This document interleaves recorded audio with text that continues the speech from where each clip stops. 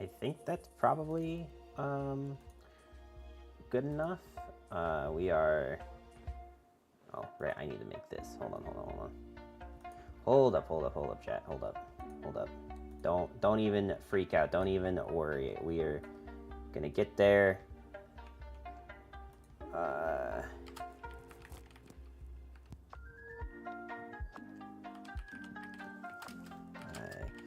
bought some cards for my birthday. I wanted to show them. So we're gonna do that now. Then Palworld. Boom, boom. Overlay this so I can see what's happening. How loud is that music compared to my voice? Okay, that's not too bad. Gotta come here. Gotta go to that. This can come here. Pictures, thumbnails. Sorry, this is taking a hot second longer than normal, but we'll get through it together. Boom, boom. Palworld stream. And I guess I'll just put this as the, the game as Palworld, because I don't think YouTube is as, like, careful or cares as much about the category you put the thing under as Twitch is. But hi, hey, hello. We're gonna just do a very quick me showing off some cards that I bought for myself that are Yu-Gi-Oh cards.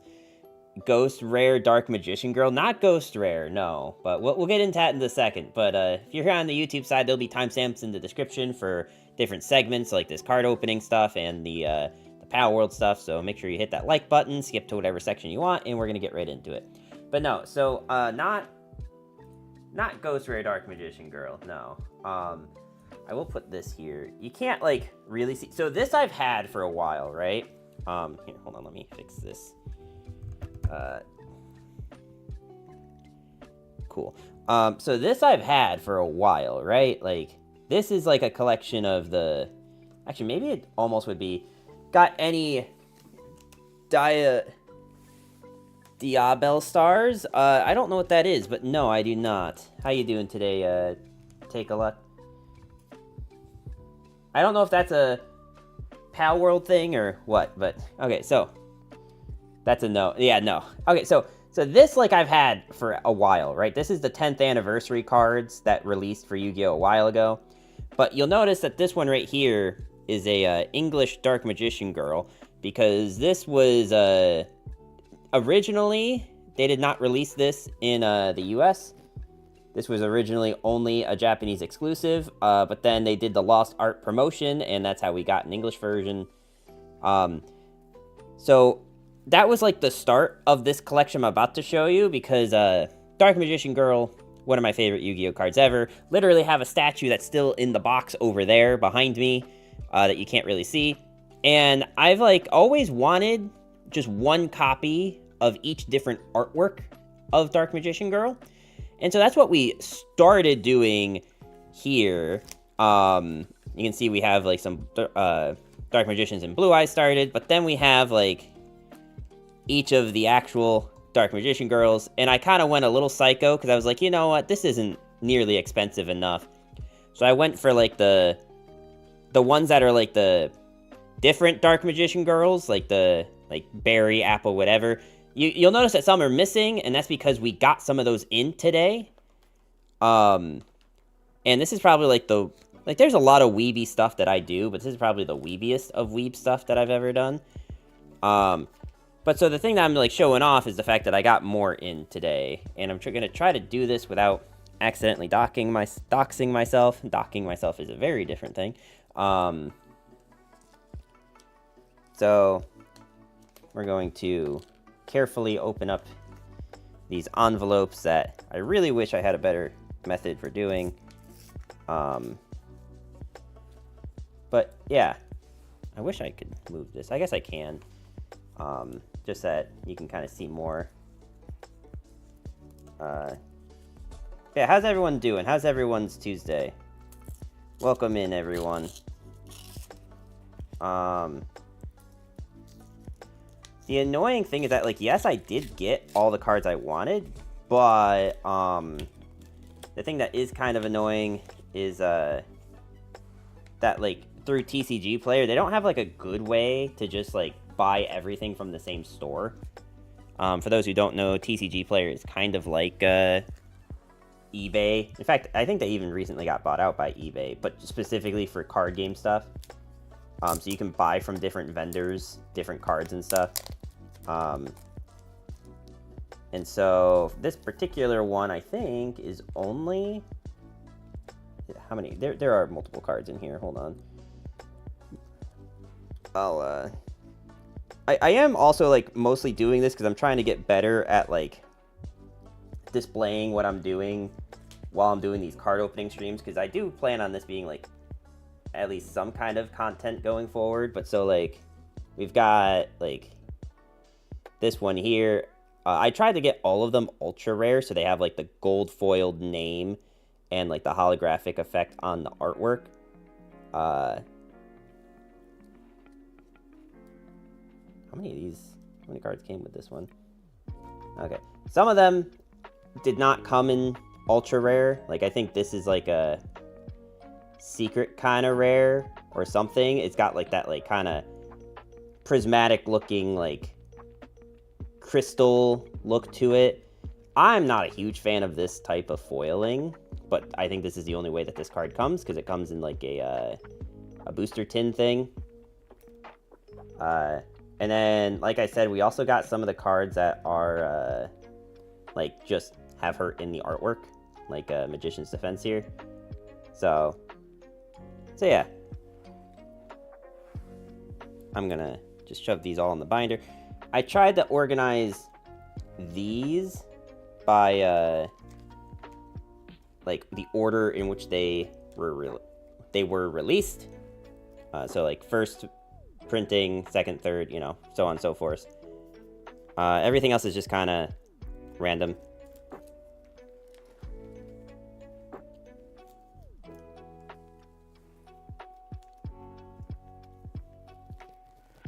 Yeah, I don't plan on this segment taking very long. I just, like, needed to do this because I just got these.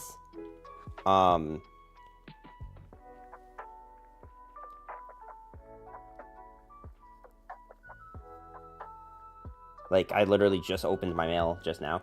Controversial take, rarity foils look better in Master Duel than in the physical card. I guess it depends on which ones you mean, right? Like, if you mean, like, the prismatic foil thing, like, the, like, actual rarest rare in, the actual rarest rare, then I think I agree. Although I will say that I like the way ultra rare looks in the physical game. It's just, like, it's really hard to compare the two, I think.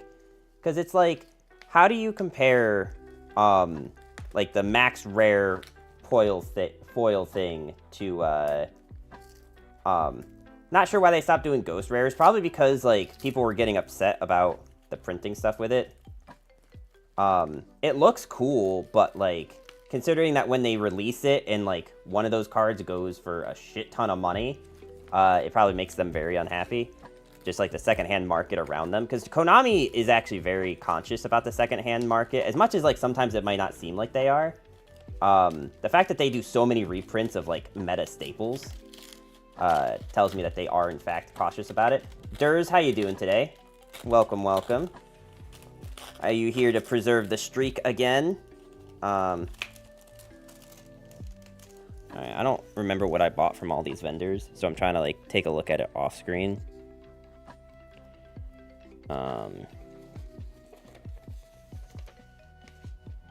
Okay. But yeah, okay, so apple, berry, and kiwi. So the rest of the, of these girls. And you'll notice, we have one of them twice. Main reason being that, this one is the original US version of it. Of this card, Chocolate Magician Girl. And then this one here is the Lost Art promotion that was originally a Japanese exclusive.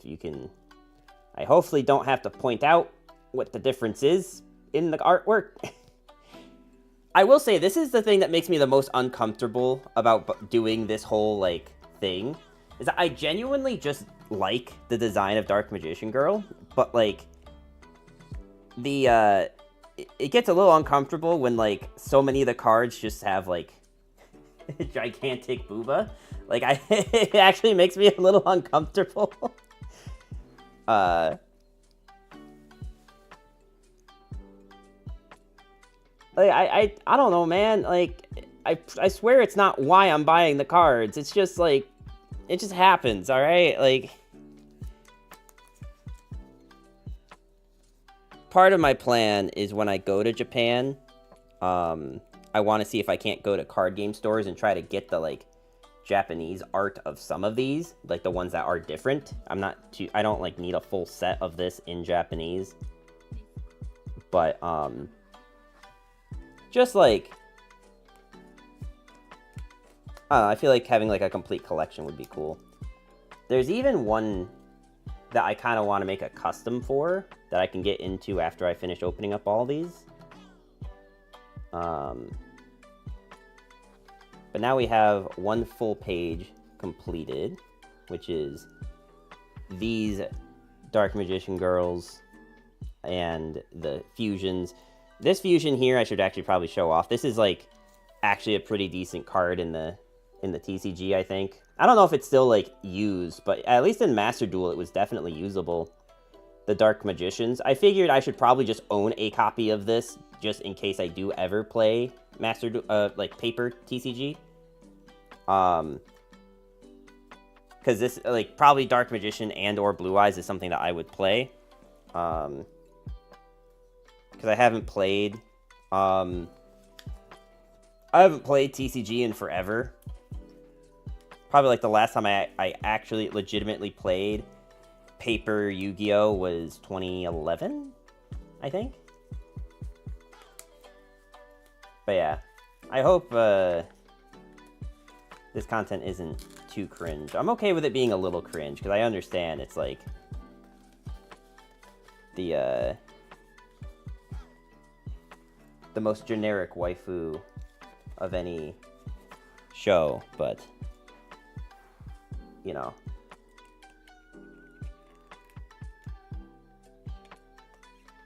It's also been kind of like a meme in this chat, so I figured you guys might enjoy this. It's not cringe, don't worry. Alright. So, I didn't really know what to do about Magician's Salvation, and I gotta be honest with you, like, this, like, the artwork on this card almost makes it look fake. This is that, like, 25th anniversary prismatic rare. Okay, come on, zoom in.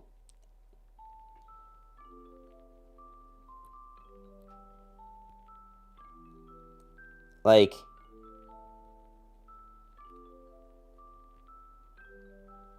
no sleeve, I cry. Well, like, the thing is that, like, these aren't, like, super expensive cards.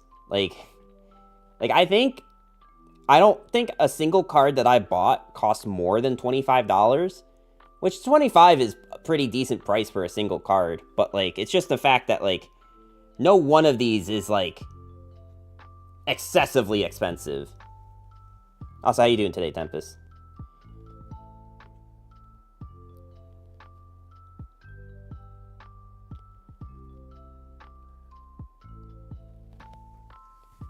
Alright. Like, I don't know. Like, I'm gonna pull this one back up. I'm not, like, a huge fan of this. Like, the way that, like, the foiling is, like, all across the card and is, like, a weird, like, sparkle, like, almost like glitter-like effect. I'm just not a huge fan of it.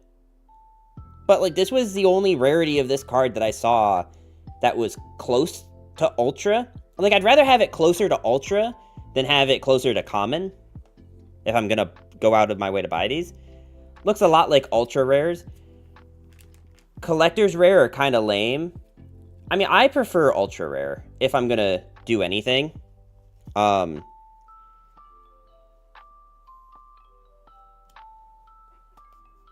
don't remember what's supposed to go here. I don't like the foil either. It looks like some kid put sparkly tape on it. Yeah! No, exactly! That's exactly how I feel.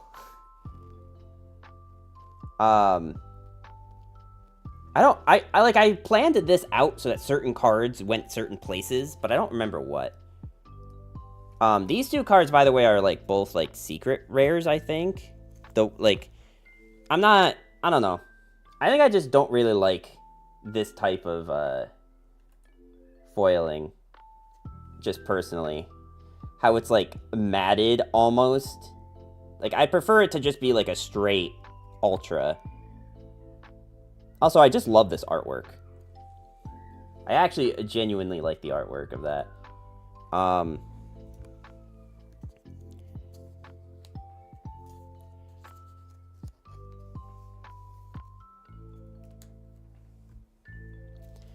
I think this one might not be Yu-Gi-Oh cards.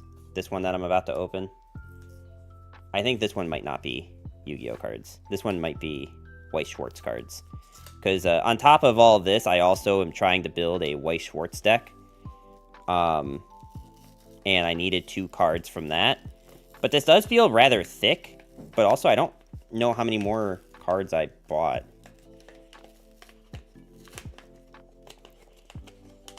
Oh my god, they like taped it to the packaging and everything.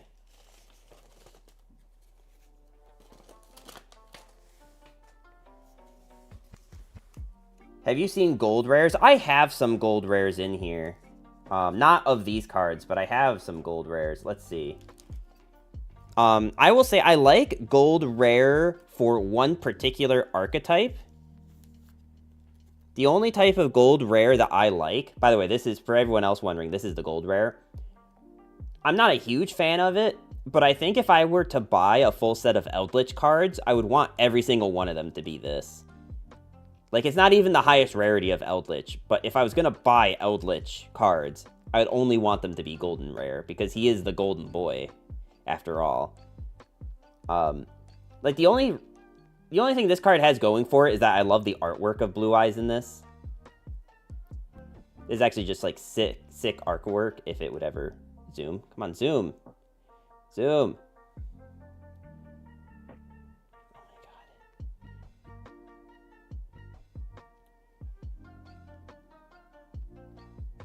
There you go. The Exodia cards look cool in gold. Well, allow me to... Let's see, what is this? Okay, yeah, these are the Weiss cards. That I'm opening it right now.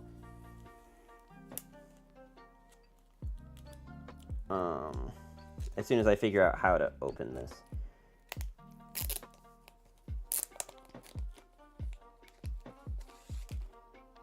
So, I mean, these two cards aren't rare. I think both of these were like 20 cents each, maybe. I also only remember buying 2, so I don't know why it looks like I have 4 in here. Oh, there's a... Okay. Well, there's a random Pokemon Energy card in here, so I don't know where that came from, but yeah, so... Random Grass Energy. Alright, well, at least I can build that deck now, but yeah, I'm trying to remember what I have that left, because it's another, like, Dark Magician spell type card. Hold on, chat. TCG player. About what you said on Konami being conscious of prices, if you were to go to your local store today, how much do you think the top deck would be worth? I would guess the top deck. Now, granted, this is me, like, not having played in a while. But if I had to guess Yu-Gi-Oh prices, I would probably say $200 to $300. I don't know that I would think that it'd be much more expensive than that. Seabass, how you doing today? Welcome, welcome. Are you here to enjoy some, Oh, wait, hang on. Let me get to the right page. Some Dark Magician Girl with us?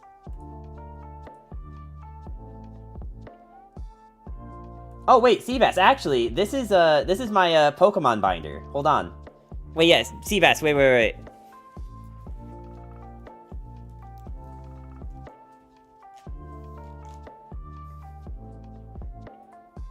This is my Pokemon binder. I've literally had this since probably 98, 99, 1998 or 1999. So yeah, Seabass is not allowed to borrow this, by the way.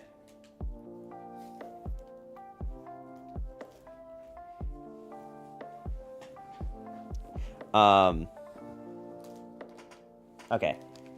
So now, what on earth was that? I'm gonna just finish building this Weiss deck real quick, which is a Spy Family deck. I don't think that I actually really showed off. I was in 4th grade. In 98, 99, I think I was like 3 or 4 at the time. But so this is the card that I got. The reason I had to buy this, even though I bought a case of Weiss Schwartz recently, is because of, the reason I did it is because of, these are a trial deck card, so you can only get these from buying the deck. But, I didn't get that yet. And even if I did, I didn't want to break up the deck, so... Because I like keeping trial decks for Weiss sets intact, so that I can teach new players how to play with, like, a set that they want to play with. So, I was 2 in 99. I'm trying to think. So, I was born in 95. So, I would have been 3. Depending on what time. But yeah, also, I don't think I, like, really showed this off, but, the card back, I didn't buy sleeves that were, I didn't buy sleeves for, Spy Family, so I'm just using some, Oshinoko ones. I saw these on a Facebook Marketplace ad. I think these are, like, some, like, I don't think these are legitimate sleeves. I think, like, some dude made these, in, like, Singapore or something, but they look awesome. I love the way this one looks and the other set that I got with it. But yeah, so now we've got the, this full deck, so I can play with this whenever. But I mainly wanted to see what was the last card that I'm missing for, what was the last card I'm missing? So I have... Alright, let me go through my order. We can also go through a little bit of this binder when I'm done. Just because, like, I think it's been a while since I've shown off the Yu-Gi-Oh! Stuff. So, Dark Burning Magic, Dark Burning Attack, Dark Magic Expanded, Dark Magic Inheritance, Twin Burst,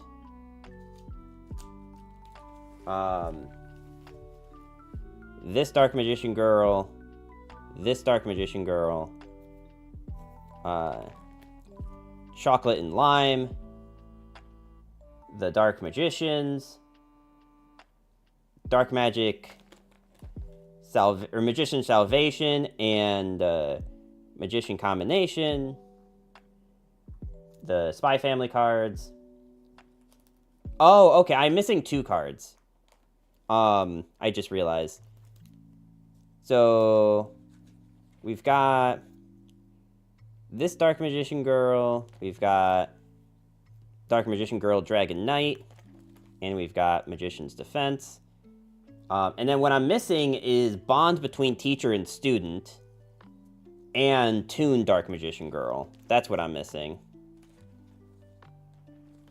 So, Toon Dark Magician Girl was going to go on this page, and then the last card that was going to go on this page is something that I haven't bought yet, which was going to be the Japanese exclusive Magi Girl, the, like, Exceed card that's never coming to the US. And just at a quick glance, I can see that I have the rest of these. Okay. I kind of really wish that I did have a better camera for showing this off. Because, like, I think this is kind of hard to see. I mean, someone correct me if I'm wrong, if, like, you can see it perfectly fine, but I feel like it's a little difficult to see the whole thing. I thought about buying this as a ghost rare, this copy, which I'm going to pull this out, but you're going to see that this one's, like, somewhere between lightly played and damaged, because this is, like, my copy of this from when I used to play way, way back, but it felt wrong to get rid of it, so that's how I ended up with this. You can see, like, it's, like, over in this corner here, it's, like, kind of, like, creased and bent. There's some other bends. Like, it's definitely not the highest grade card. The back looks like complete shit. But at the end of the day, this is my original one that I had from way back. So I felt it would be wrong to replace it. But also, I thought about buying this as a ghost rare, and turns out the ghost rare for this is like $400. Low. So, yeah. Like I said, we got the Buraku Majisha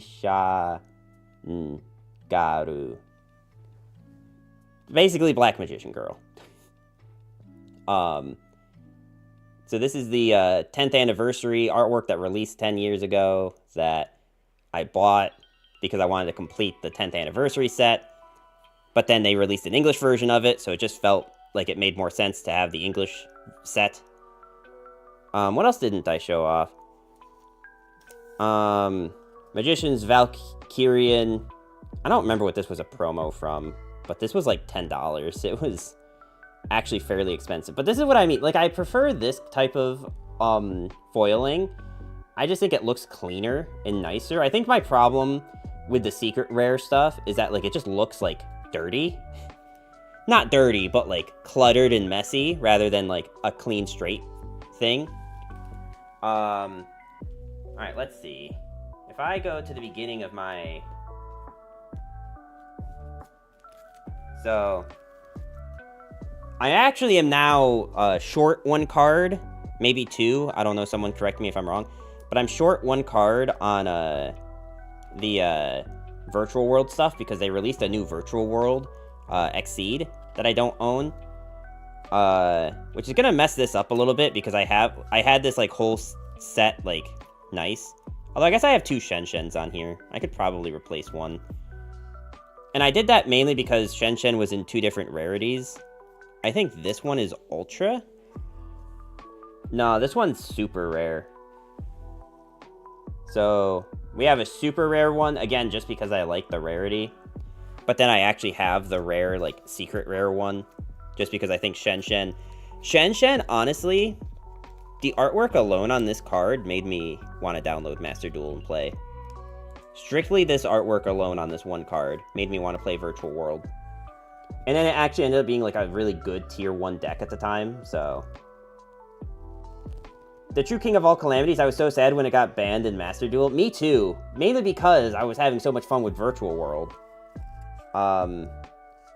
What's also really funny is that I was like, when I bought these Virtual World cards, I thought, like, he was going to be super expensive. But he didn't end up being that expensive. Like, he ended up being, like... relatively cheap. Come on, you bitch. I kind of wish that this camera had, like, a manual focus so that I could, like...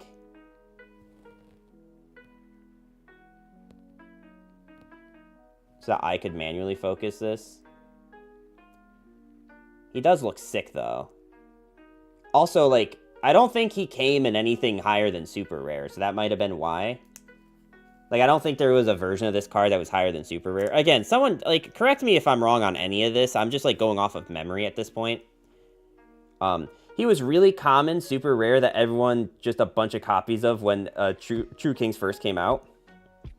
I figured, because, like, it was not super expensive. I think this card was more expensive. This Ravenous Croco Dragon.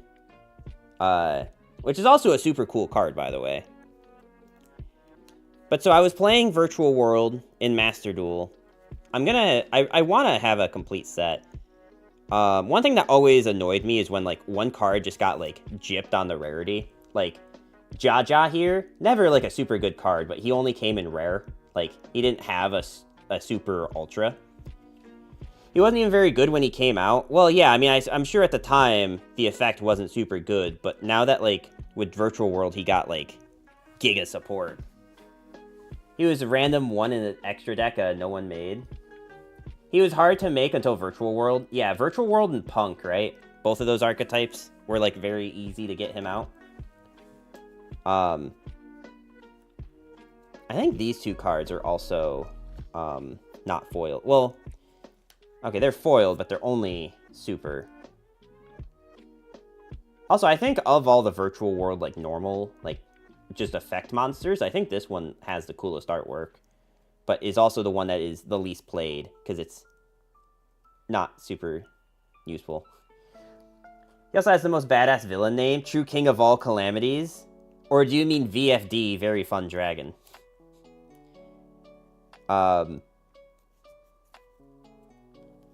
Anyway, so Virtual World got banned, and then I moved on to Prank Kids, which was another really fun archetype. But again, the both of the, like, boss monsters of this archetype only came in secret rare, which not my favorite, but, you know, I guess it happens.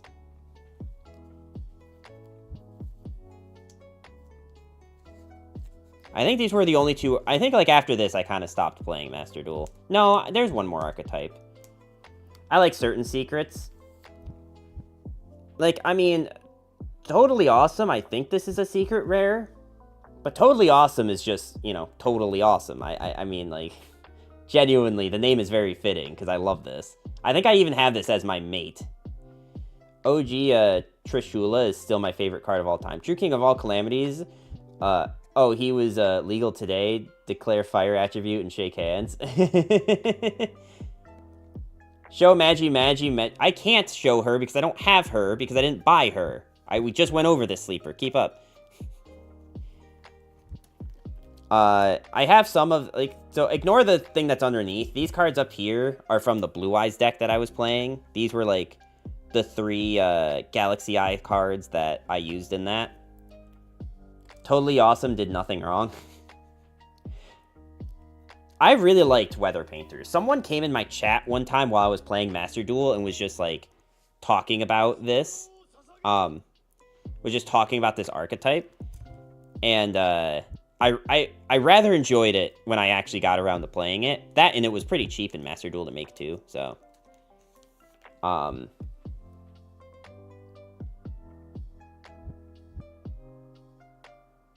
But yeah. They also have very cool artwork. Like, all of the Weather Painter cards. I don't think I have... Oh, okay. We have... Oh, yeah. I also bought, like, some of the Floodgates. Like, I think this is an ultra-rare Lost Art promotion. Yeah. This is an ultra-rare Lost Art. Weather Painters are so annoying to play against, yes. But Weather Painters were actually really good against Despia because they have that one dragon that's like, if it leaves the field, wipe your opponent's board. But if they attack into, if that card attacks into, attacks into this thing, like if you have this while that dragon's on the board, and, like, either you attack into it or they attack into you, this card bounces it back to the extra deck, so it no longer gets that when this card leaves the board effect, which is super cool, because if it's hidden in your deck, it's, like, technically unknown information or something. Bro,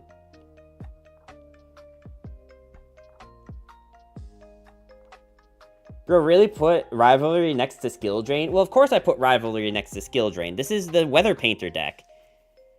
I still have my OG Rare Skill Drain I used from like 8 years ago. I have a Super Poly, but back when I used to play, Super Poly wasn't super good. just because there weren't a ton of monsters that, like, were just, like, generic, like, a special monster or something. And then if I keep scrolling, so the last set that I played of Yu-Gi-Oh, Kokimeru, was a set that was, like, just coming out, and my friends convinced me that it was a good archetype, so I started building it, so I have, like, all of these, like, ultra rares of all the Kokimeru, like, boss monsters.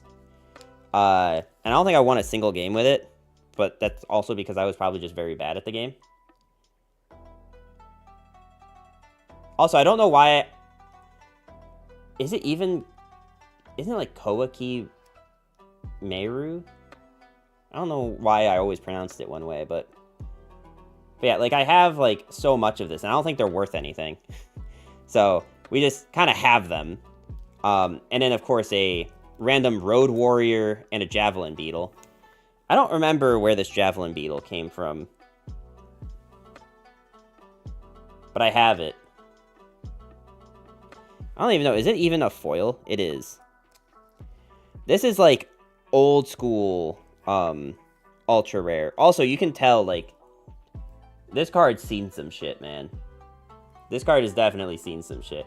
Have you ever seen the new Yubel Fusion monster with Super Poly and its entire board wipe? I have seen Yubel, and I thought about that exact situation.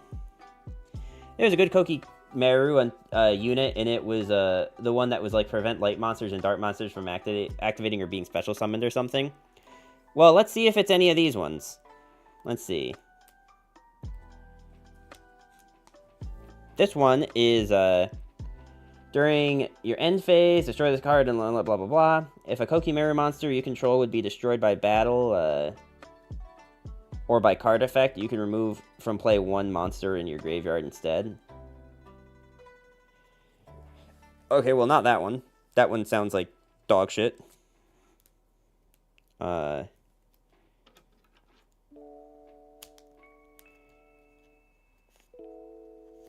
Let's see. Once per turn, you can reveal one Iron Core in your hand to special summon level 4 or lower monster from your, like, Kokimeru monster from your deck, except for this thing. Okay. I'm gonna guess I don't have it. Whatever the Kokimeru card is. When a light or dark monster is special summoned in face-up attack position, change the special summoned monster to defense position. Okay, we're getting closer.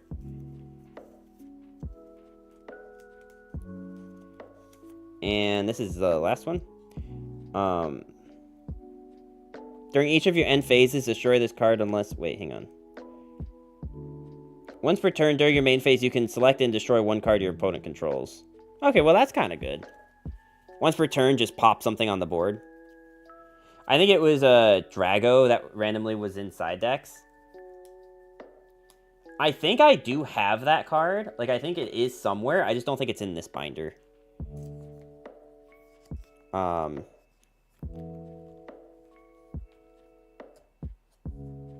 I randomly have a bunch of Grand Neros, and this is actually, I think, the first single that I ever bought in Yu-Gi-Oh! This was the first time I ever bought a single, and it was, like, kind of, like, semi-recently. By that, I mean, like, 2016, 2017. I remember it was, like, mid or post-college for me. It's like after I stopped playing the game, but I always loved the artwork of this card. And I also watched a ton of Yu-Gi-Oh! GX, so...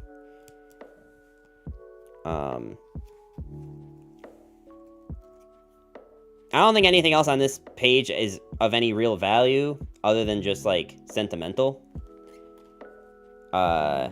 This Perfectly Ultimate Great Moth, I want to tell a quick story about this. I literally found this in a driveway, randomly, like, walking down the road. Just, like, a secret rare Perfectly Ultimate Great Moth. It's in awful condition. Like, this card is, like,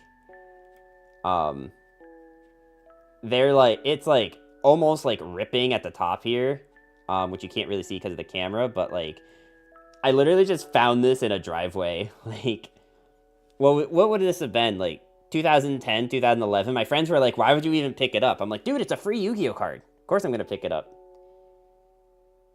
Yeah, you can see the corners are like bent in and like it's super scratched up, but I love it. I love how like jank it is. Those top cards with a throwback. Oh, I know. These are all from the movie. I don't even know what happened to the rest because there was more than this. The letters are fading too. Yeah. No, it's not great, but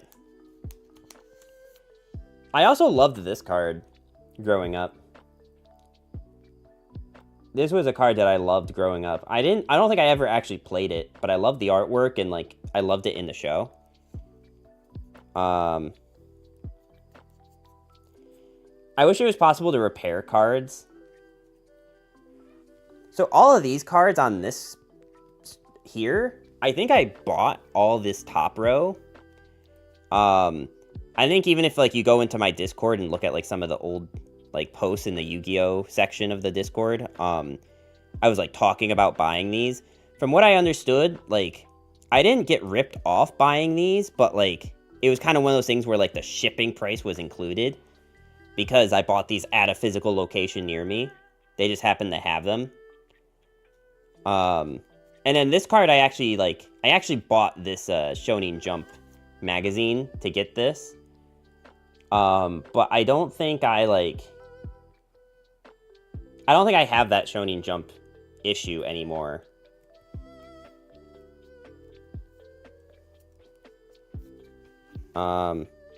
This came from a video game, I'm pretty sure. There was one point where I was buying these ritual cards, but like I sort of stopped midway through. And these are like the first Winged Dragon of Ra and Slifer. So like this is like from the Xbox game that came out however long ago. There was an Xbox game that this card came in, which was technically the first time that this card came to the States. You can see from this DOD. I don't remember what that game was, but that's the code for that. Same thing with the Slifer. I think this was Falsebound Kingdom. I could be wrong, but I think that was the game that this came from.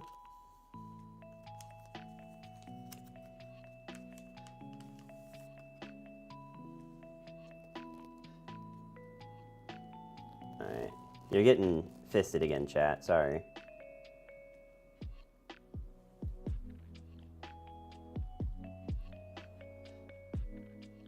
It was a Game Boy game, my bad. But yeah. I still need the obelisk, but the obelisk is like actually pretty expensive. The obelisk that's from the other GBA game, actually kind of expensive.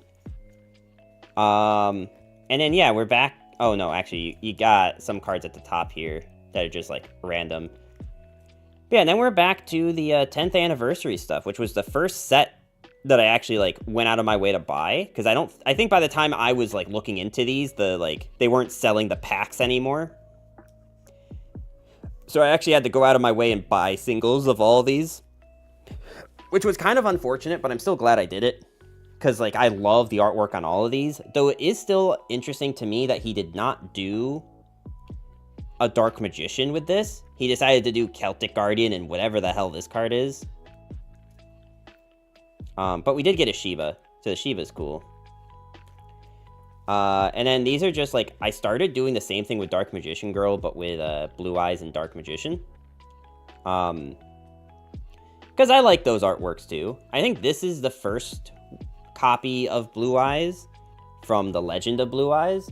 The iconic artwork that we all know and love of Blue Eyes, where he's like standing in like, kind of standing still.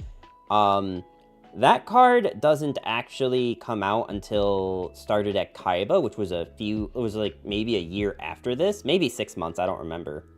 But it was not like when Legend of Blue Eyes first came to the States. This was the first edition, or the first artwork of Blue Eyes to come to the US. And then this is just another copy of of Blue Eyes that has, I can't remember, Ken Sugimori, I think his name is, that has his signature on it, which you can see in the bottom here. This is a Shonen Jump artwork that I think was at like the 15-year mark.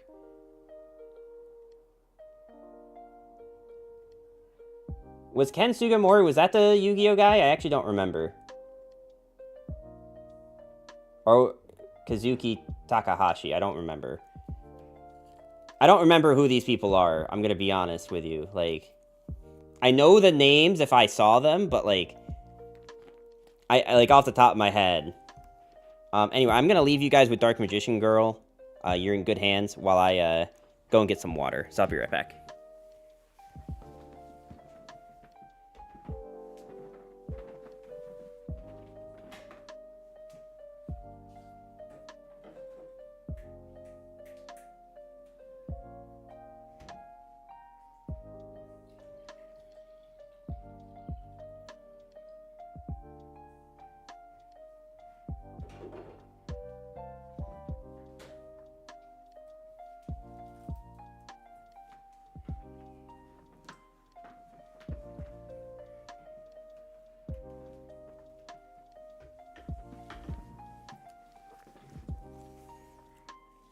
Okay. We are back, and I think we're going to get into Palworld, unless there's something else someone wants to see. I mean, Seabass has been playing Magic, and when I went to my... I think I had mentioned that I did a draft, like a commander draft once, and got some cards. I have no idea if any of these... Okay, this is the only page.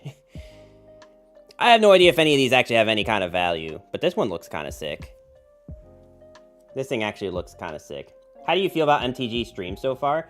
Like, your streams, like, I can actually follow what's happening on your streams, right? Like, I can't follow every decision that's being made just because I don't, like, play the game. Like, learning the cards is one thing, but I think your streams are pretty chill. Have the exact same vibe as when you were playing LOR and TFT.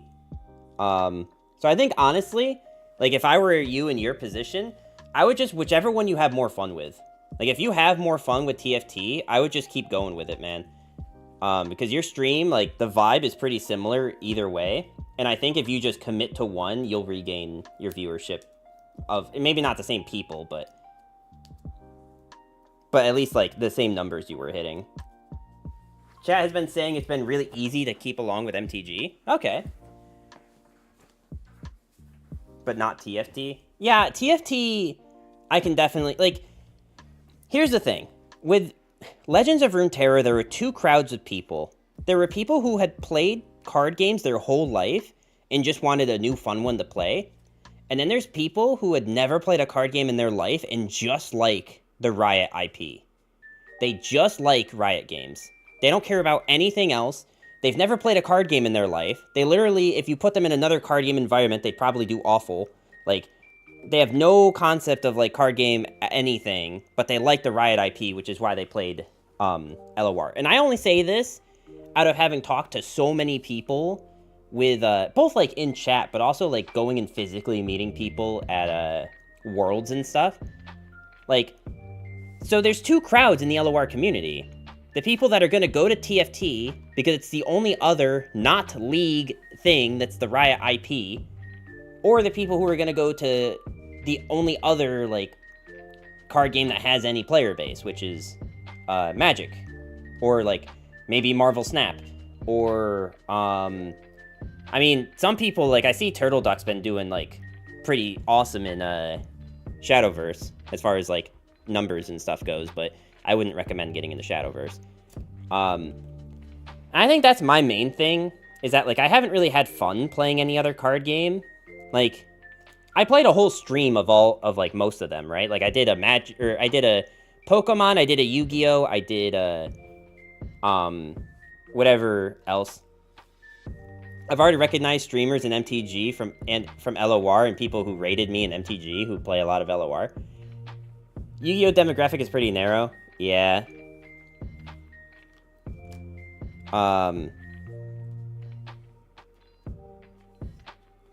By the way, we were talking about, like, cards that, like, are sleeved in here. All of these signed ones are sleeved because they are actually kind of expensive. But yeah, like, I think, like, definitely don't do what I did, which is, like, go to a completely different genre altogether with Palworld. It's just, Palworld is very fun. Like, I've been having a lot of fun playing Palworld, which is why I'm gonna keep streaming it, but, like, it's not a great feeling going from like 40 viewers to like 10, but you know, I'm gonna have 2 of my face on screen. Ha ha ha. You activated Pot of Greed and summoned Cross in half asleep position. Well, how you doing today, Cross fan? Other than being half asleep. I had to pull myself away from Palworld to make myself stream. Hey, that's fair. I mean, like, look, at the end of the day, just keep in mind that no matter how low you think your viewership goes, just remember it could always be worse and you could be BBG. No particular shade towards BBG or anything, but that man went from having a consistent, and I do mean consistent, like 800 to 1,000 viewers playing LOR. I watched him earlier today. He had been streaming for 5 hours and he had 37 viewers. 37 from 1,000. Like, I don't know if, like, he did something. I haven't been watching his content.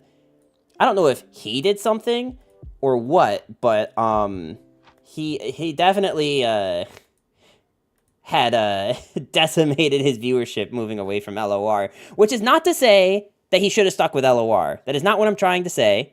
That is not my point. I hit his viewer numbers in TFT while I'm in MTG. No, but my point is not that he should have just stuck with LOR. My point is just that, like, I don't know what happened. Like, how did he go... Even like, when he first moved to TFT, he had, like, 300 or 400. Like, he had viewers. People were watching him. I don't know what happened, where he now is at 30. Like, I feel like he's been streaming consistently, right? Like, Alan gets 200 to 300 in TFT. And then he gets, like, 90 in Lost Ark or whatever else he plays.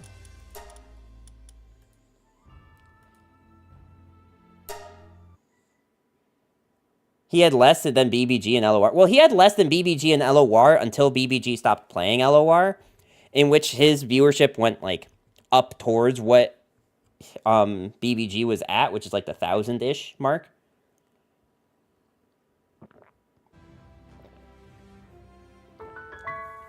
I guess I'll say this, that, like, streaming is such a, like, fickle thing.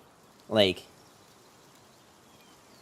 oh my god, wait, this is way more cursed. Wait, why is it only my face green? Okay. I was gonna say, am I gonna get canceled for this? For all the Shrek people out there?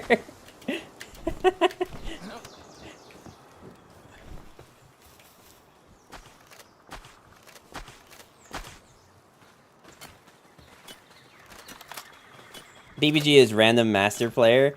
To be fair, he came from TFT and he also really, really high challenger. Who, you talking about Alan or BBG? I think Alan came from TFT, right? Because isn't that literally in his username? I mean, I could be wrong, but, like, I'm pretty confident that that was the case. Alan, yeah. I just don't understand. Like, it makes sense for all of us LOR homies, right? Because we literally, our main game, like, got gutted from us. But, like, how does someone... Like, I feel like... I don't know. Maybe I'm, like, talking too much out of my ass and I should just stop. But I just feel like that doesn't, like, compute to me. How do you lose that much viewership? And I'm not talking about, like, the initial drop-off. I mean from, like, streaming the same game. Like, been streaming TFT for a while, and he went from 300-something to, from 300-something to 30. Trust me on this, the RNG of the universe can be very cruel. Yeah, that's fair, too. If I ever see BBG in my TFT lobby, I'm contesting him to go to 7 to 8 together.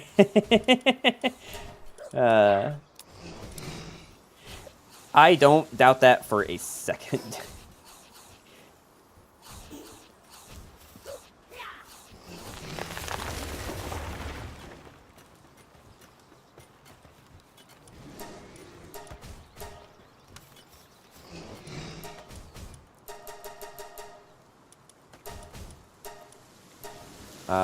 And I'll let him know why the entire game in chat. Like, I didn't even hate BBG. Like, I actually kind of enjoyed watching his streams back in the day. Like, I didn't, like, hate him. But, like, I don't know how he, like, lost so much viewership. I have an idea, but...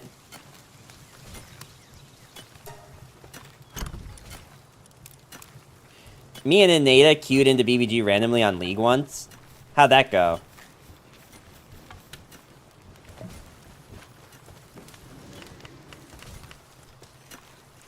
We camped his lane the entire game, and he was miserable, and he won anyway because we ignored his bot lane and they stomped us. He lost viewers, couldn't pay for the bots anymore.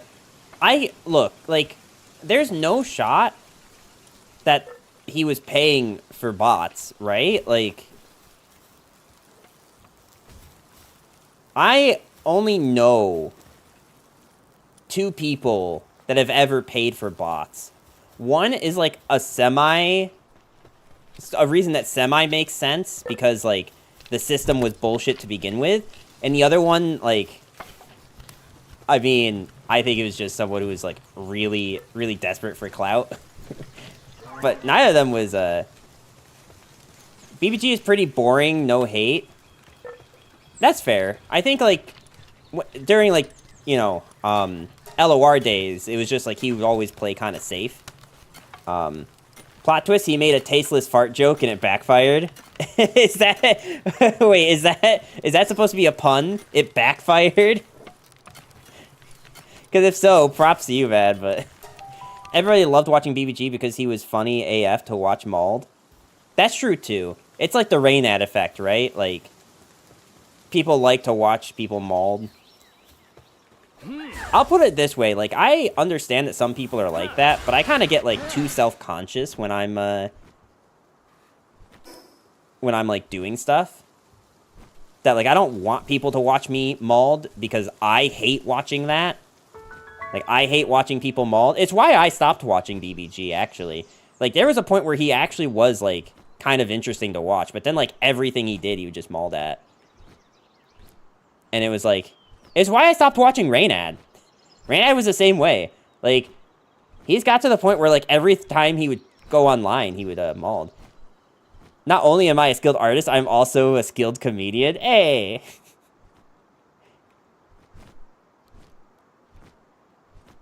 We love to see it, man. Hey, at least you got both of those going for you. I have literally neither. Not only am I not talented, I'm also not funny. It's a really terrible crossroads I'm at, let me tell you.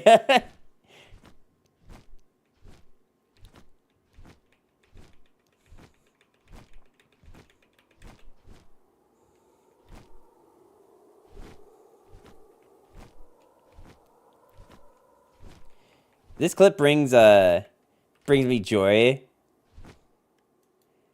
Alright, hold on.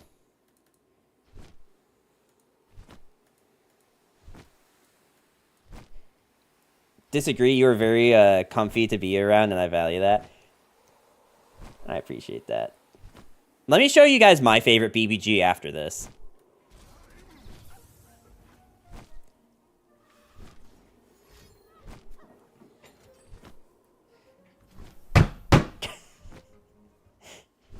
Turn your camera, go into the bind. What? Go find where he complains about me. Hold on. Let me... there's another clip. And this clip isn't, like, so much, like...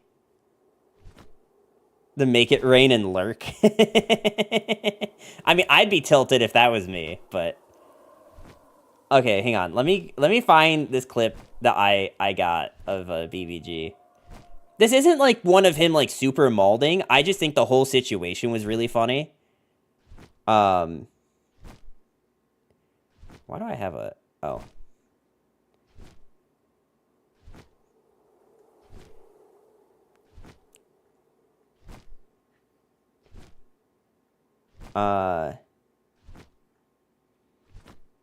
Don't I have...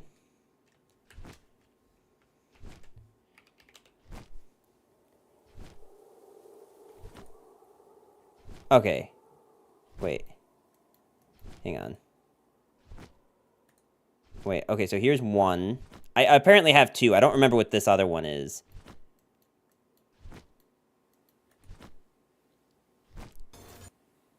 I don't remember what that one is, but... Hold on.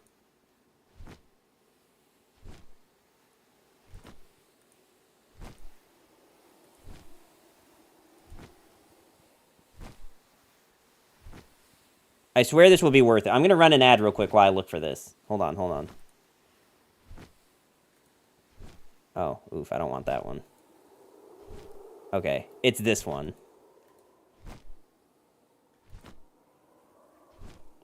My man, I'd mauled my way into the next afterlife if I saw that crap in my game. There was one where opponent blind double Rek'Sai's into basically lethal on turn 3, and he goes on like a 5-minute rant about how LOR is a dumpster fire and exits game and plays League. Hold on, I don't remember what this one is.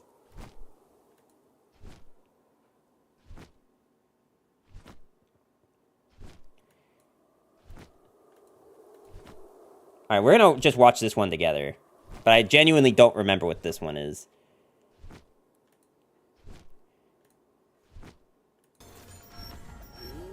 Oh wow, he's on progress day. Huh.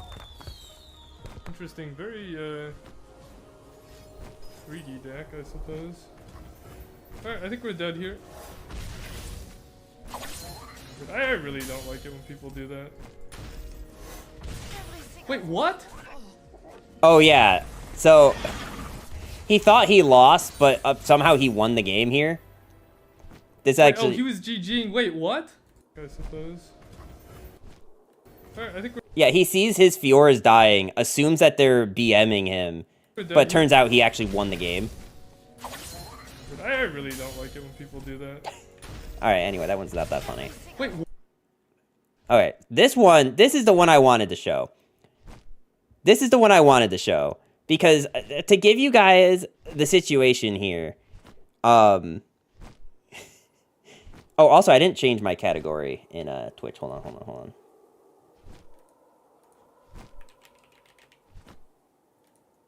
Okay.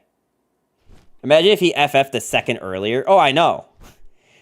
Alright, so for those who don't know, at one point there was a Twitch Rivals event for Legends of Runeterra. And they paired random streamers up together. So, BBG is paired with this dude, right? I don't remember who this is. Kurum X? Kurum? I don't know, this person, right? It was an LOR Twitch Rivals, right? This man really said LOL is better than LOR. Like, my man, what part of League is even more fun anymore? Getting one shot by Aphelios because Riot buffed their AD by 5. He's a big TFT streamer, top challenger player, got it.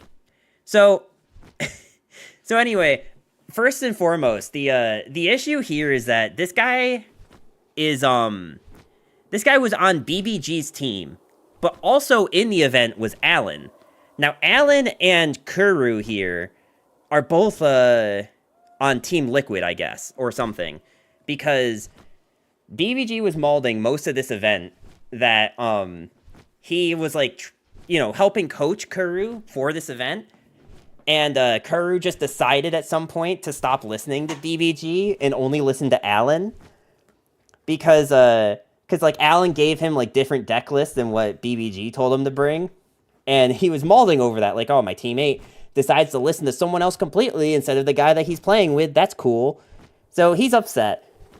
And then you have this situation where Kuru has a leveled Sejuani and has a warning shot in hand. And they're attacking in with Ezreal, who is elusive, so they cannot be blocked. But for those who don't play Legends of Runeterra or haven't played in a while, you might not know that Sejuani's ability is when you damage the Nexus, all of your opponent's power becomes 0. So this Ezreal would do nothing if he just plays this card. I think I've properly set the stage. Warning shot. Whole enemy board destroyed.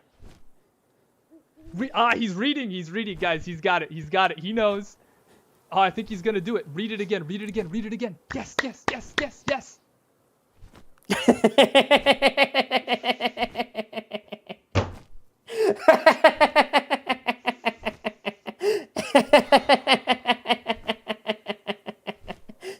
We're gonna Warning watch it shot. again, just because I love it that Whole much. enemy board destroyed. Whole enemy board destroyed. Ah, he's reading, guys. He's got it. He's got it. He knows. He I think knows. he's gonna do it. He's got Read it, guys. Again. Read it again. Read it again. Yes, yes, yes. He's yes, reading yes. it again.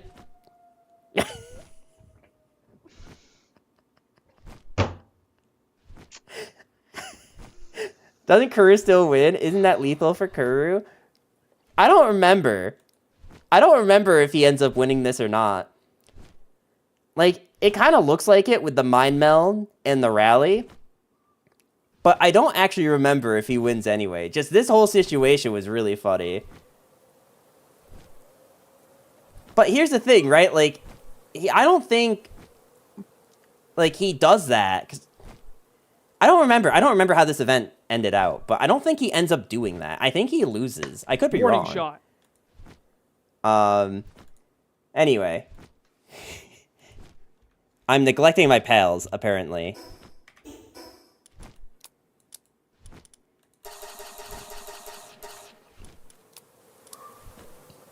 It fields so much salt between VVG and Alan. I remember this. Yeah.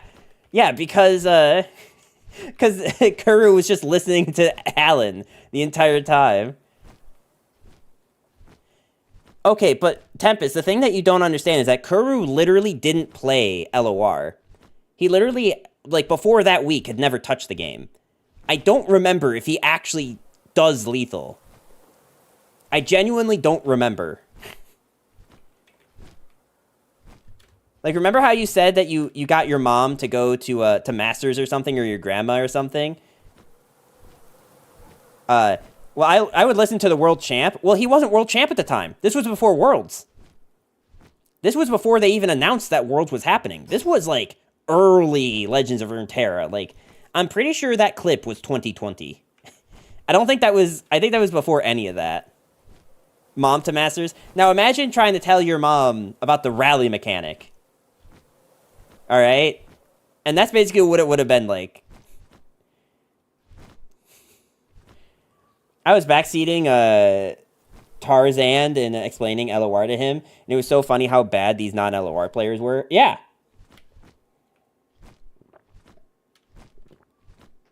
That's what I'm saying. This was a Twitch Rivals event. This wasn't like, he wasn't being coached. He was like in a tournament. You know what I mean? Like, he was not like I think people don't remember the scene of this. Like, also, I don't know who Dr. Zand is. Is that another streamer? True, that's why I was trying to help him. And he was just so bad. Yeah. Like, these are not people who, like, played LOR, and they were in a tournament setting. Like, in Twitch Rivals. So it was being casted. I think Hafu was in that event, too. I think. I could be wrong, but I'm pretty sure Hafu was in there, too. I know she did a Twitch Rivals for LOR, but I don't remember the full details. Someone smarter than me probably remembers, though.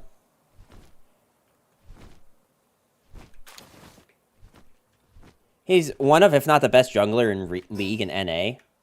So, about as good as the worst Korean one, right? I don't know, is that the League meme? That NA's just bad at everything?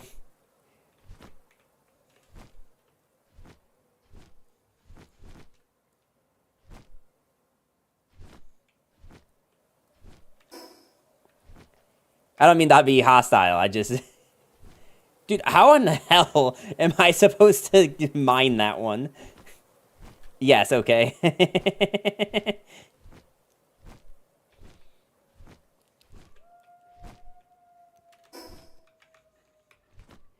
Didn't all the NA teams get replaced by importers? I don't think all of them, but I think a good amount of them, yeah. Because that was, like, a huge issue with, like, the scene at the time. Is that, like, so many people were getting imported that, like, it wasn't really NA esports anymore. It was like...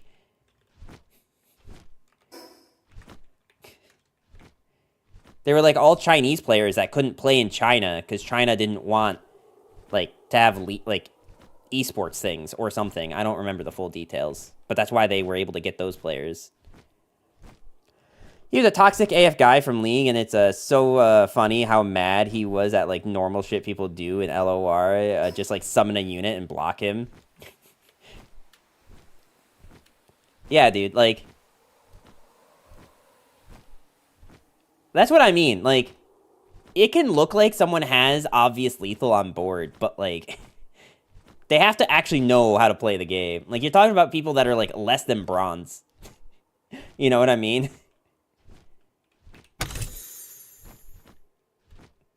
How dare my opponent play cards that I don't know what they're doing. I also have to admit that that is, like, almost definitely me in, like, most other aspects of life, where like I'll mauled if I'm bad at something, even if the opponent's just like doing normal shit. Like if I don't see a way where I'm able to do it too. Tarzan is one of the best junglers in North America. Am I having deja vu?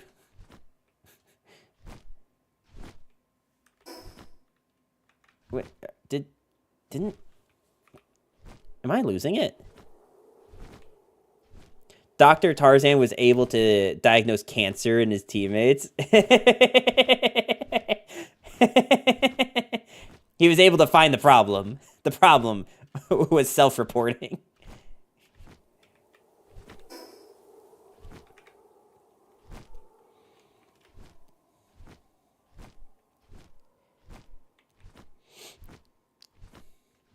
Dude, how am I supposed to mine these iron? Why are these even here? By the time you're at this point in the game, like, it's already so late in the game. Oh, no. Alright, well, whatever. I don't actually need to do that. Please don't mind those ones. I don't plan on it. I just, like, don't understand how, like, they expect you to do those ones. You know what I mean? Like, what is the point?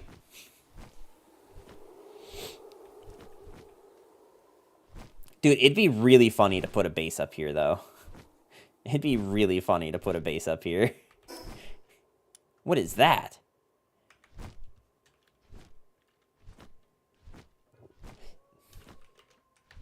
Also, I just realized that I wasn't using the dual chat, so I couldn't see YouTube side.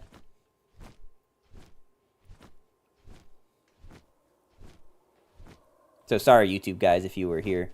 Oh, if you want that one, you gotta go down. Yeah, I don't, like, want it. I just didn't know what it was. It's a mine shaft a little above the lake. Got it. I'm just trying to, like, make this map, like, visible. So I can actually see what's happening.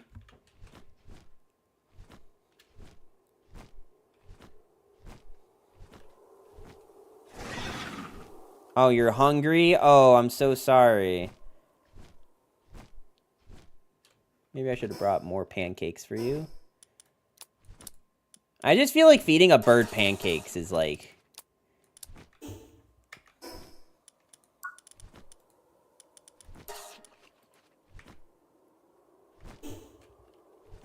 not normally advised. Like, I don't normally... Can birds even eat butter? Isn't there, like, something birds can't eat because they can't, like, create gas or something? Am I, like, totally psycho on that, or is that a thing? Also, there's not, like, dick all on this mountain. Like, I feel like I've flown through most of it, and there's, like, nothing here.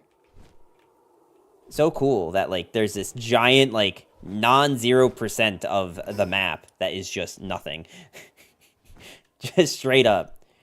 Birds eat coins and survive, so I don't know. No, there's something that, like, if they eat, they, like, just fill up with gas and explode. Right? Like, isn't that a thing? Isn't it kind of like how dogs can't eat chocolate because it just, like, actually kills them? I vaguely remember something about, Alka-Seltzer and birds exploding. Yeah, like, wasn't that a thing? Dude, wait, this is a 6 spot. This is quartz, right? Dude, I think I know where I should put the third base now. Just right here. I don't know if the pals can survive here, but I should probably do it, right?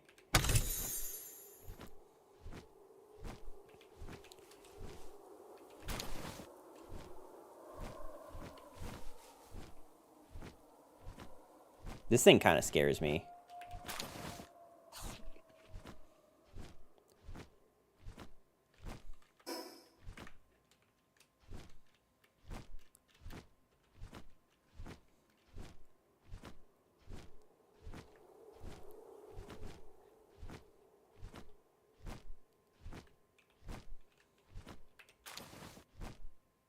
I love how I get, like, 1 XP. Oh, maybe I should kill a Mammarest. Just to start getting more XP. Because my team is, like... Some of them are, like, pretty well leveled. And then others are, like... Bro, move! I hate that I can even hit you. Well, it's a good thing I'm too low and my bird's too high. Wait, if I, like... send you back, do you get defawed? You do. Sick. Dude, I can micromanage the bird.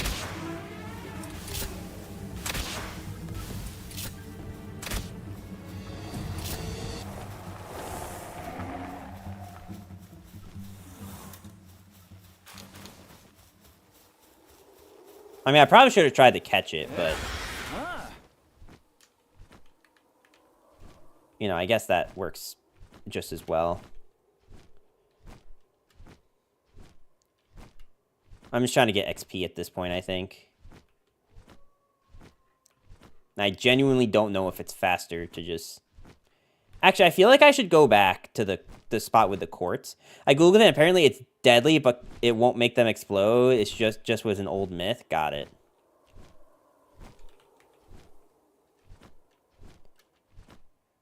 Because I, like, vaguely remember someone telling me that when I was, like, really young. And I, like, just believed them at face value. And since then, I've always been careful with what I give birds.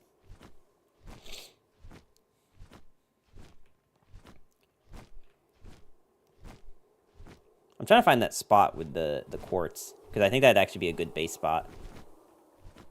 I should have, like, marked it when I was there. That's my B.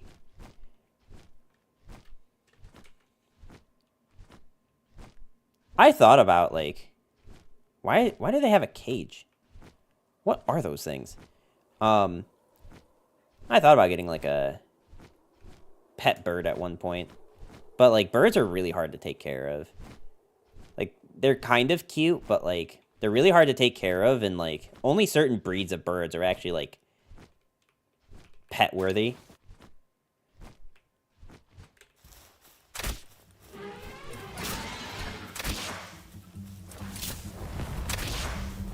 Do not. Do you have a bird? Parakeet? Damn. Alright. We had a bird, and it was the most grueling and painful experience of my entire life. Do you have any comment to say on the concept of bird morning shits? I feel like only someone who owns birds would know what I'm talking about. They are so loud. Well, just let them out of their cage, you know? Just let them fly around a bit, you know? Easy fix. Okay, that's not the spot that I was looking at earlier. But I think this will work just as well, honestly. That only does so much. Okay, so we're going to come here, and we're going to put a... marker here. Sick. Okay, well, really strong pals spawn. They randomly get stressed out even if you let them have everything they want or need, and they just start picking their own feathers out and screaming loudly. Well, it sounds like the easy way to fix that problem is just get rid of all their feathers, Seabass. Like, if they don't have feathers to pick out, they can't pick them out, you know?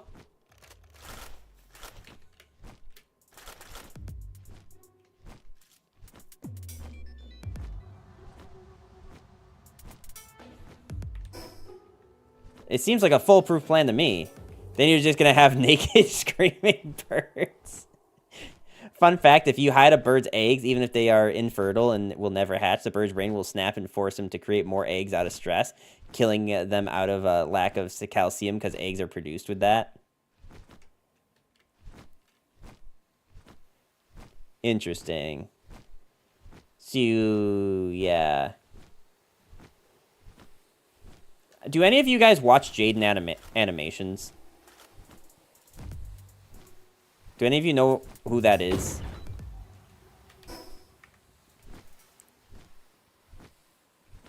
She makes, like, YouTube videos and stuff, right? And she, like, does animation and whatnot. Why, yes, I'm familiar with her. So she has some video where she has two pet birds, two pet cockatiels or whatever.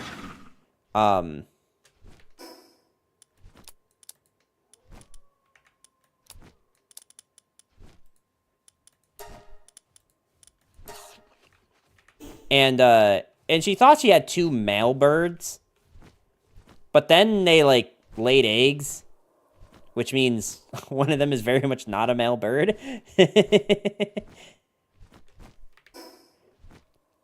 Like, random things will make them giga stressed for no reason, and they will lose their shit.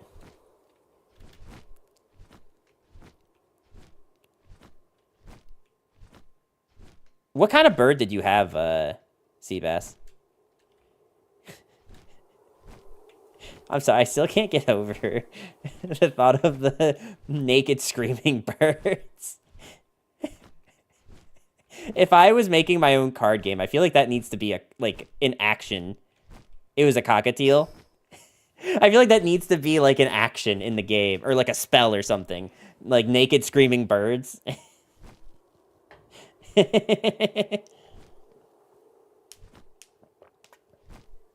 It sounds like a really shitty MTG card.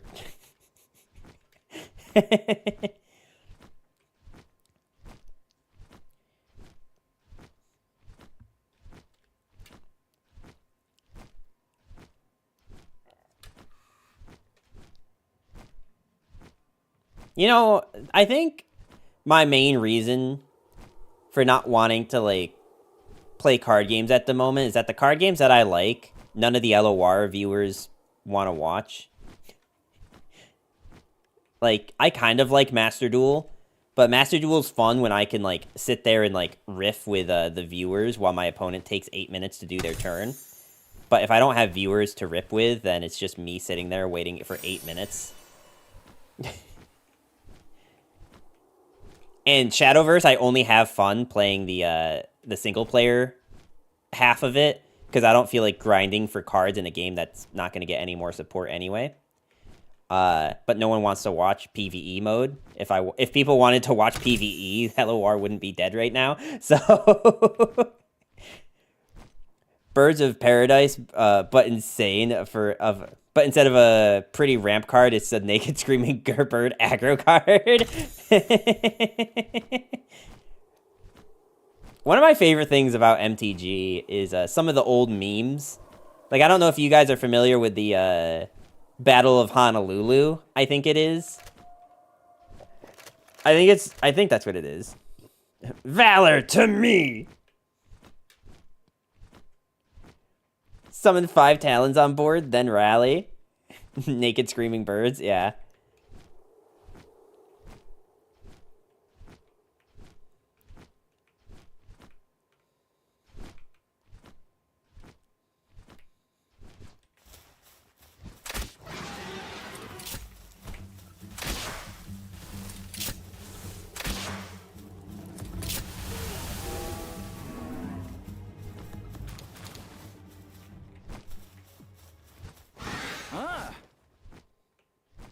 I have thought about making my own card game.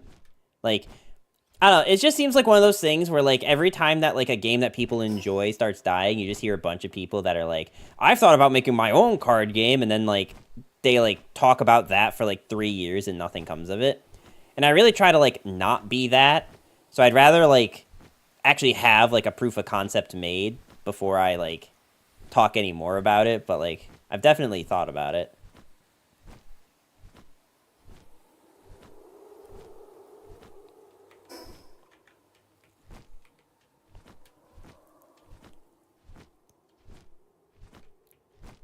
I'm actually creating a game prior to LOR's demise. Oh, interesting. A card game or just, like, a game in general?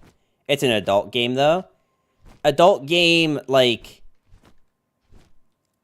Cards Against Humanity, or adult game, like, it's a card game, but all the artwork is, like, lewd? To be honest, like, a, like, furry-centric, like, card game would probably go pretty hard. Actually. I could see that.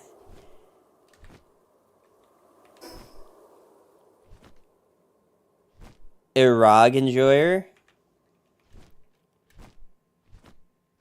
Am I too sheltered to know what that means? Explain it to me. Oh, wise Seabass. I'd be down to launch some furry card game and throw it up on Kickstarter. It's an RPG roguelike where you do the Mass Effect thing where maxing relationship leads to close party relationships. So it's an orgy card game. That's kind of cool, actually.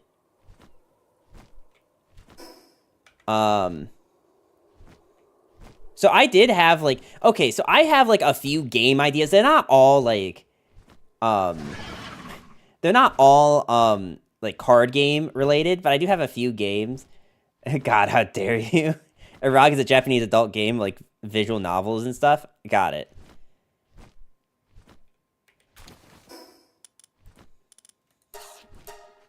Uh-oh. We should probably find a thing and head back.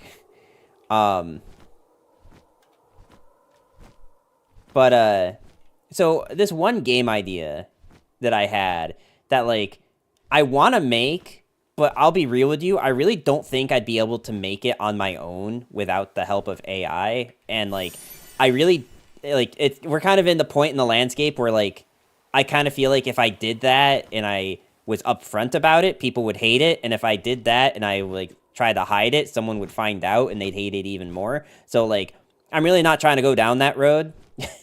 Because, like, the only reason I would need AI is because I literally don't know how to draw or code or do anything. So, like, I'd be doing the exact thing people are hating AI for. So, like, I don't think that's really on the table. But, like, one thing that, like, I thought about was, a dating sim type game, but all the characters are just feet. Literally just every character is a foot. What do I do? Hire a Venezuela artist for $5 willing to kill for a penny? Oh, do what I do, not what do I do. Sorry. Also dyslexic, so I read that wrong.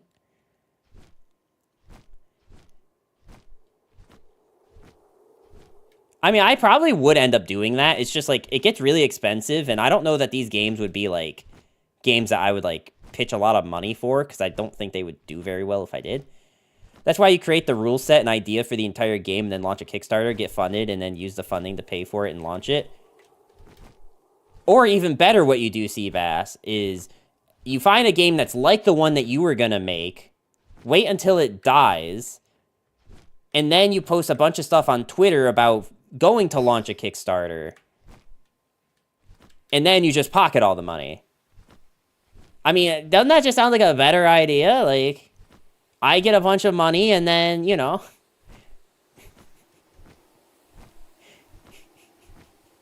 That's totally a joke, by the way. I don't condone that. If you don't get that joke, I'll explain it to you, but... There's a very particular reason why I use that exact example.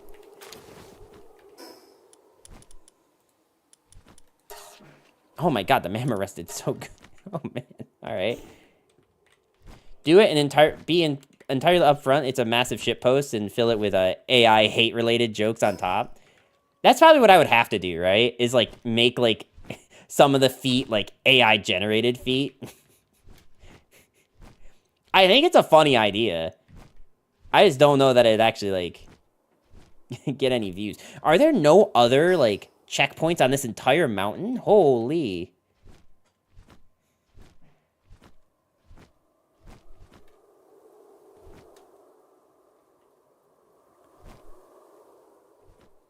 Well, I guess we're going down now.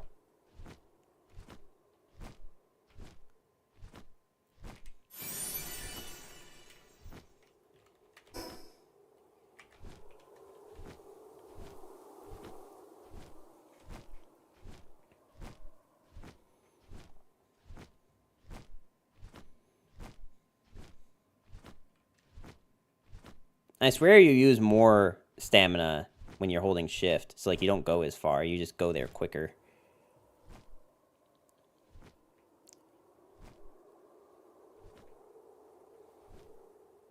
Literally to the bottom. Cool.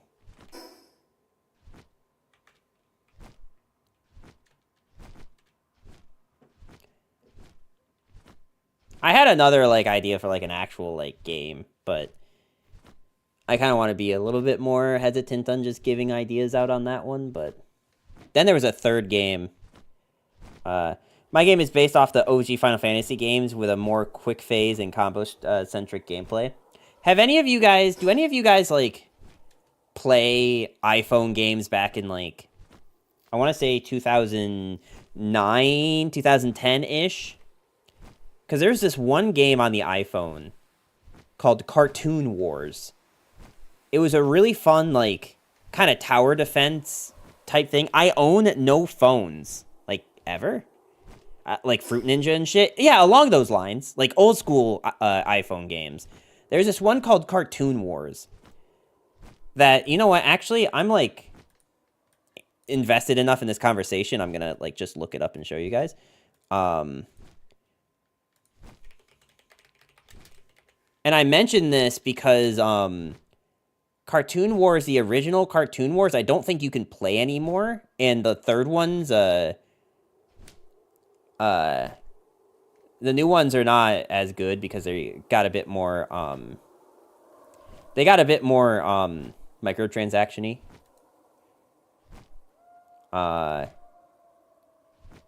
Let's see if I can't find it.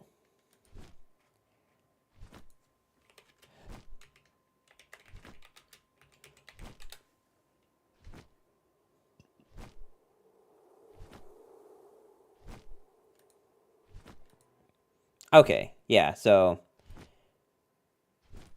we're gonna come here. Alright, Shaolin Gamer Monk. Okay, I don't actually want to hear you, I just want to watch the gameplay. So, like, basically the idea is that, like, this was, like, kind of like a tower defense type game. So you had all these different, units that you could, like, buy and upgrade. So you always start with, like, the infantry unit, and then you can upgrade them all the way up to, like, the Golem and the Apache helicopter. And then you can increase your tower, your main tower. Here. Let's see. Alright, so you have this tower, and you can get mana. This takes me back. Yeah, so, like, you have mana, right? And this mana, like, regenerates every so many points of mana per second. And that's what lets you, like, pay for your units. So kind of think like an RTS and a tower defense game. And you have this thing, right? So this was like arrows. Your tower could fire. This thing on the left here controls the arc of the tower. And then I think you had to hold this button down in order to actually fire. And you see like these come down, and your enemy has their own tower that can fire lasers. And they are also spawning things as the game progresses. So these will do damage, right? Like this is hitting this thing. I think like certain enemies, like you could just like keep lowering this thing to try to kill things before they even get to you. That was like always the main goal, was to try to just kill as many things before they hit you as possible. And then you get these ninjas and like these little units. So the idea here is like you're just trying to defeat the enemy's waves by using waves of your own. And you had these like, this is like a fully upgraded tower, which is 3 shots and their fire, and it has max range on it. But then you have like the wizard. Yeah, this really takes me back because this is like 2009 era. Like I loved this game. But basically the game that I would, the third game that I was thinking about was like something akin to this. But like a bit more roguelike where you're not like doing this first half that we saw here. Like you're not doing this. You just like at the beginning of like a mission, you can pick like 3 things to upgrade and then you continue on. Kind of closer to something like Slay the Spire, or even Path of Champions in Legends of Runeterra, but like this type thing.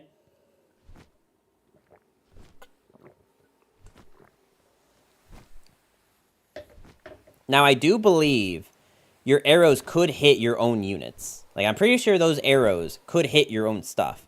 So you had to be really careful about that. And it had a time limit. There's a time limit here, so you had to wait. But yeah, so the object was just to take down the opponent's tower. But that's something that I was thinking about kind of recently. What the hell happened here?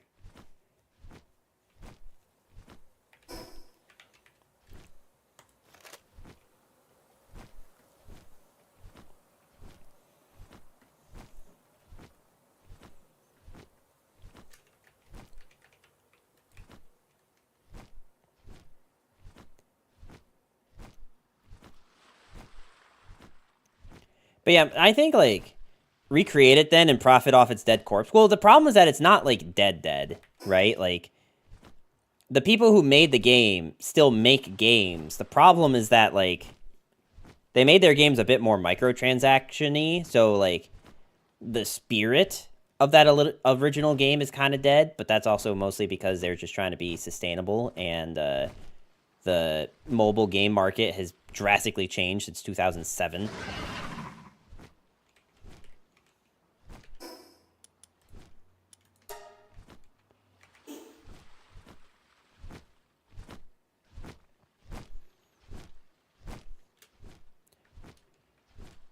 The problems of capitalism, I guess.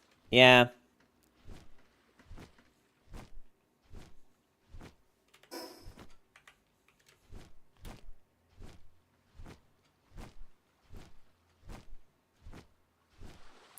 But man, just imagine, like, a developer, like, actually, like, you know, going out of their way to try to make sure that their game's sustainable, you know? Imagine. Well, off to sleep I go. All right, well, have a good one, Crossman. Hope you have a good rest of your day.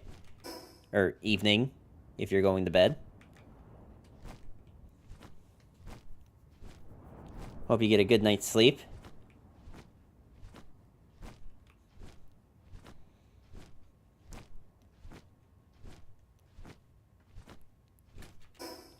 Man, you know, like, I feel like I don't do myself any favors with Palworld by, like, playing the game like this, where, like, I'm literally just flying around the map trying to make it, like, everything visible so I can tell where I'm going.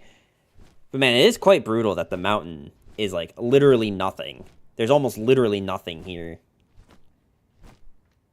There's not even, like, any, like, additional checkpoints.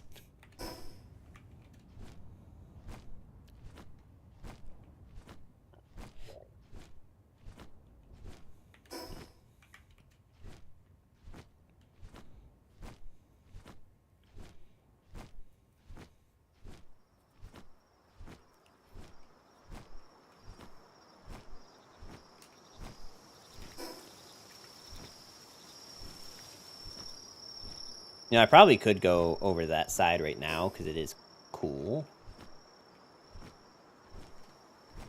But...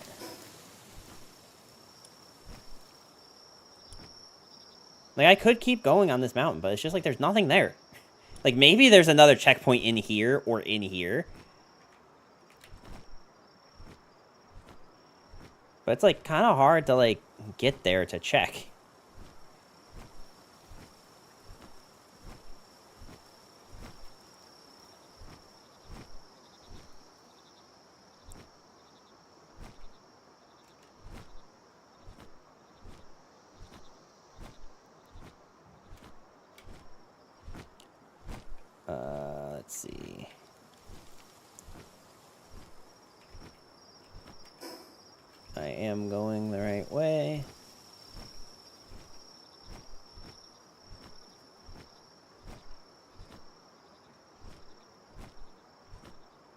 And there's going to be an ad break, so I'm going to go pee. I'll be right back.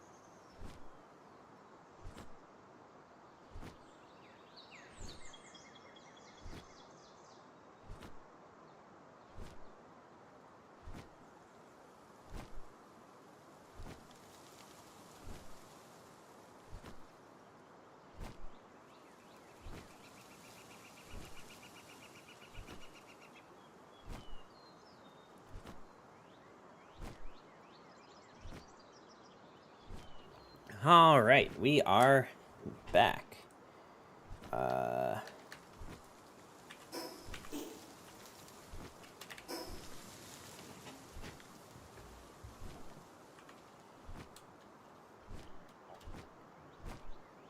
Let's see. Is there any other checkpoint thing over here, or no? I'm gonna kind of guess no. That is my initial thought here. That there is probably nothing else.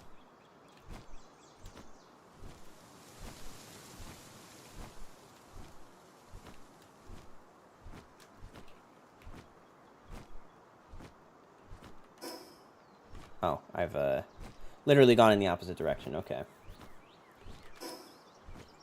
You know what? Honestly, I don't have food. We should just go back. And maybe I'll just, like, go to the boss and see what we end up with.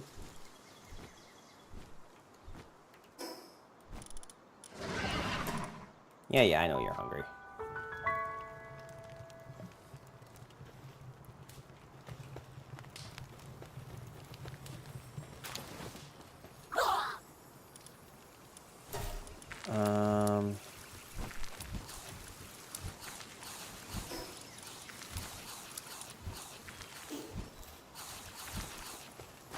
Okay, let's see. We should put one of these away. Resort this so that I don't lose another damn cake. Supposedly this thing will, like, heal a lot. So,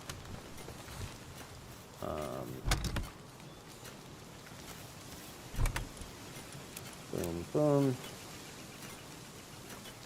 Oh, I have, like, a bunch of eggs, don't I?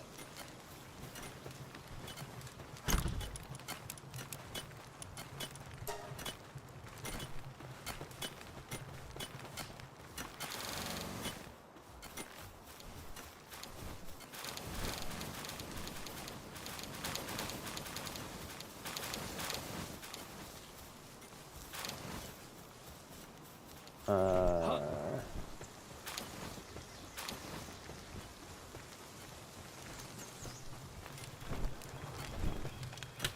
this is done. Sick. Boom, boom. Let's go ahead and do this again. Nothing else for this box, although I do want this. I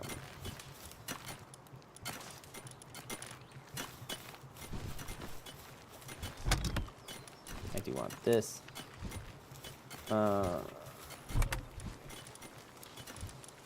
Put those away. We can put this away. And put this in here. And I think that's it. We just have an assault rifle schematic.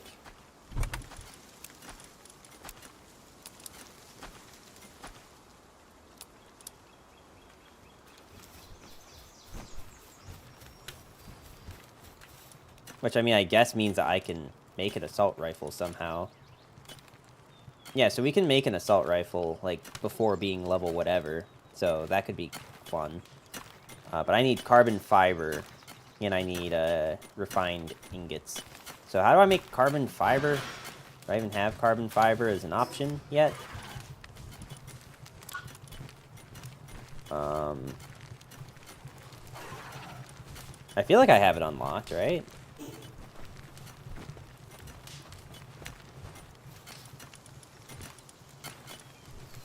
Don't I have carbon fiber unlocked?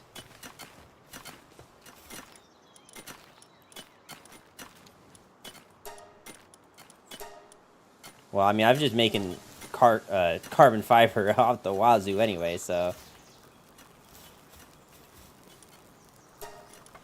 I can make exactly one, because I don't have any more ingots. Alright, so I guess we have to go to my other base and figure that out. But first things first, we need to, figure out what we're doing, because we have just so much wood.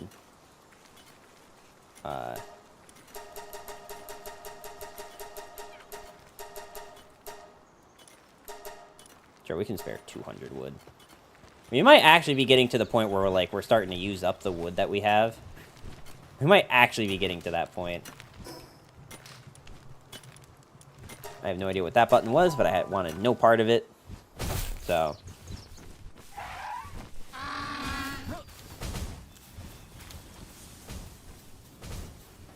let's see, are you guys, like, being an efficient... Wow, look at that. Actually, kinda, yeah. Okay. I'm here for it.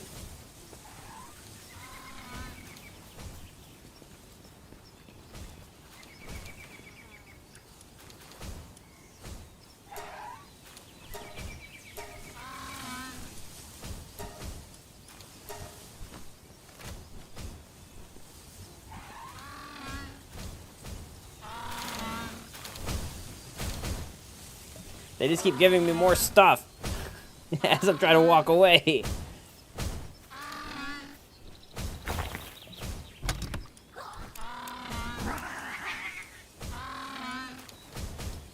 How do I have all that?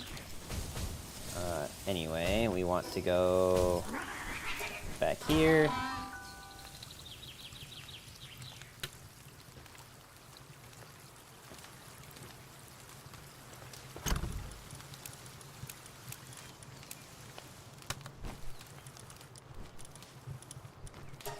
I should get rid of these eggs. I think I have eggs that I put up here before the end of last stream. Yeah. And a good amount of them are hatched now, so...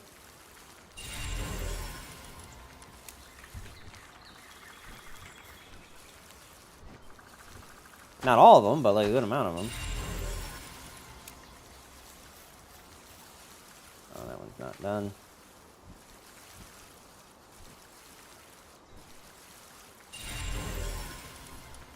So many penguins. Or I don't know how you're supposed to pronounce it, but you know what I mean. Penguin. To be honest, I might just end up getting all the reindeer from eggs.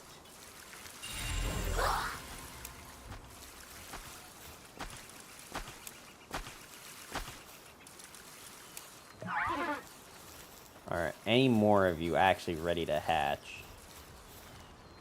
No, but one of you only has 20 seconds left, so there's that.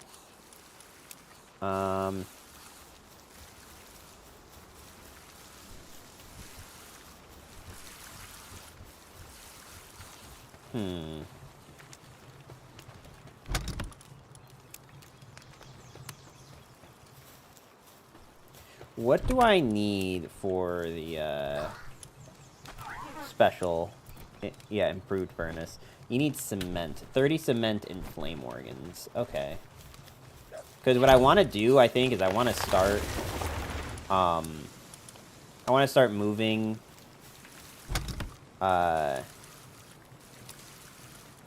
stuff over to the other location.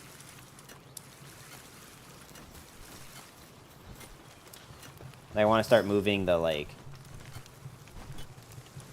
log stuff to this one. And the improved furnace. I want all the smelting stuff to be over on this guy. Because I think that would just be, like, easier for everyone. By the way, how's this food box doing? Extremely unhealthy due to neglect. What, you?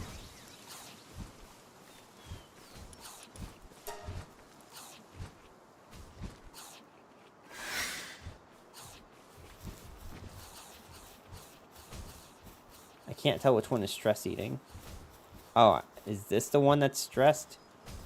And is he stressed because he's stuck?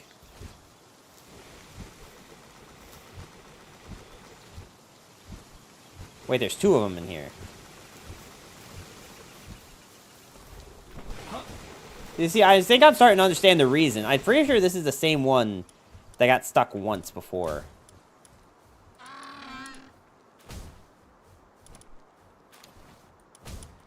Alright. You guys are all getting put back in here.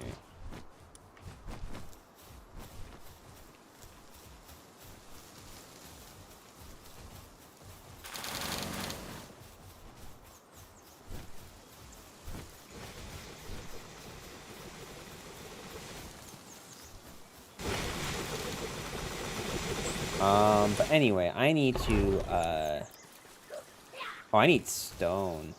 I don't have any stone here.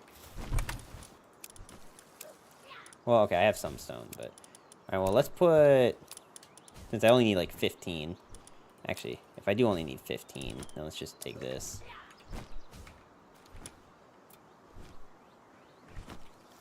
Alright,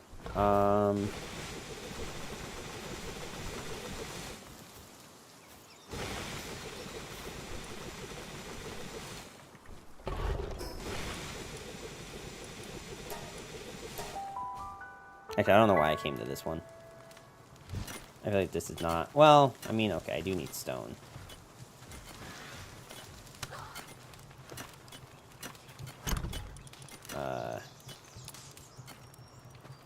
I don't remember how much stone I need. I think I feel like I need, like, 50 or something.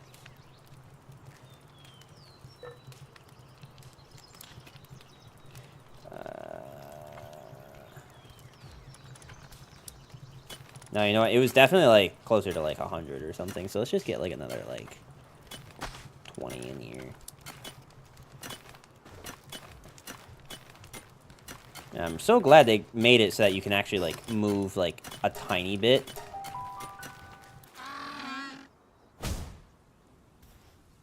Alright, so I know what I said about, like, wanting to move everything over to the other one, but I think until we actually get there, we should,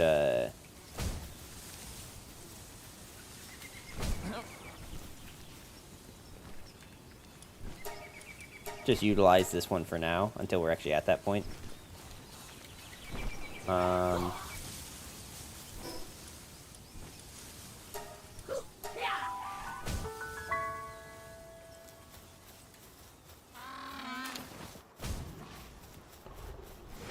Let's see. I was gonna build this. And I guess I was gonna build it, like, here-ish.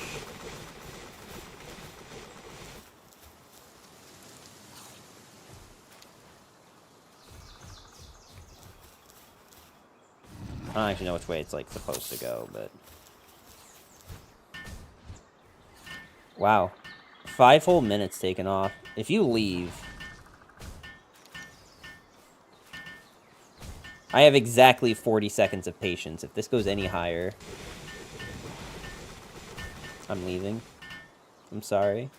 I don't really know how else to break this to you, but I will not be continuing to,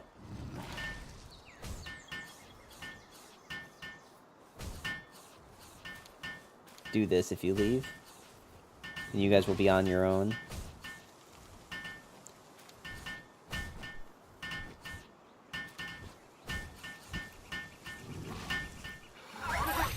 Okay, cool. Now, how are you guys doing on food? You guys will probably actually need help at some point. Like, it says it's extremely unhealthy due to neglect, but I don't know how to fix that. Like, which one even is it? Yeah.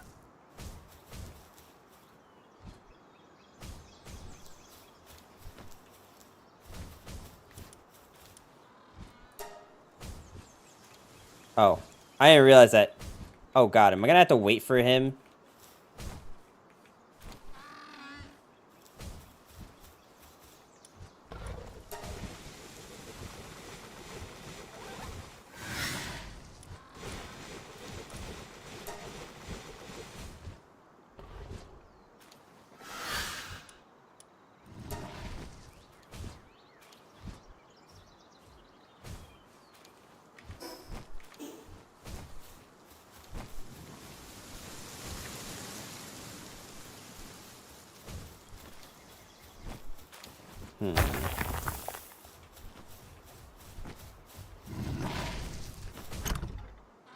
Oh wow, they actually got like a lot more coal randomly.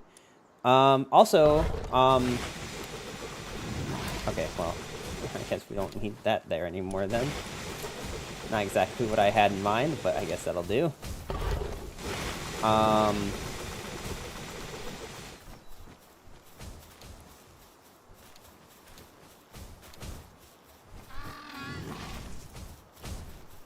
You know what I can probably do? Is I can probably have, like, one lumber thing here. Yeah.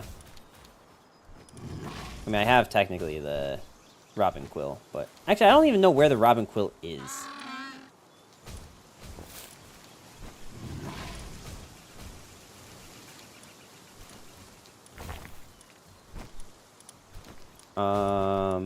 Anyway, what was the other thing I was gonna do?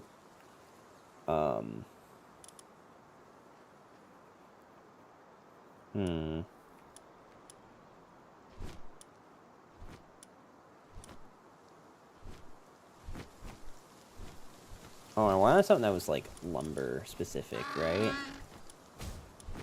I mean, I guess I could put a Dinosaur.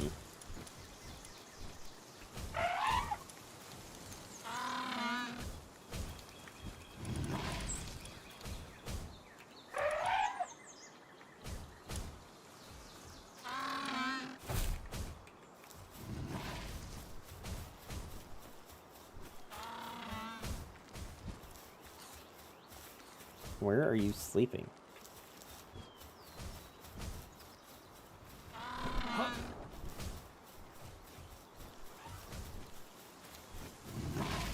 I guess if someone feels like they're neglected, I can just start having these made here. Just to give someone something to do. Okay, cool.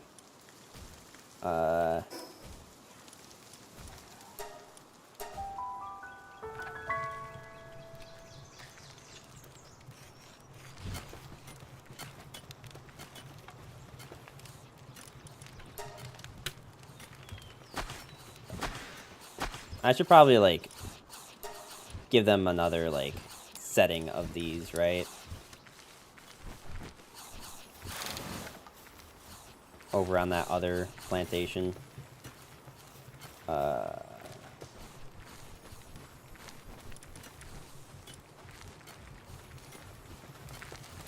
I can also put this back.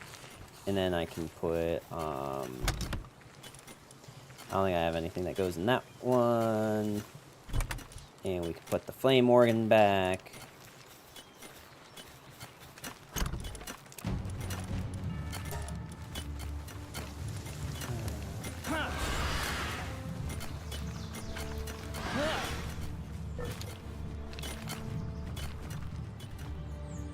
I don't understand. Where are they coming from? Oh, this way. Well, it's going to be a little tricky.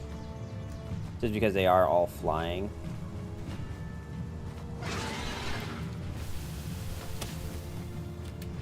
Alright, well. This one is definitely the scariest of all of them because beacons are actually kind of strong.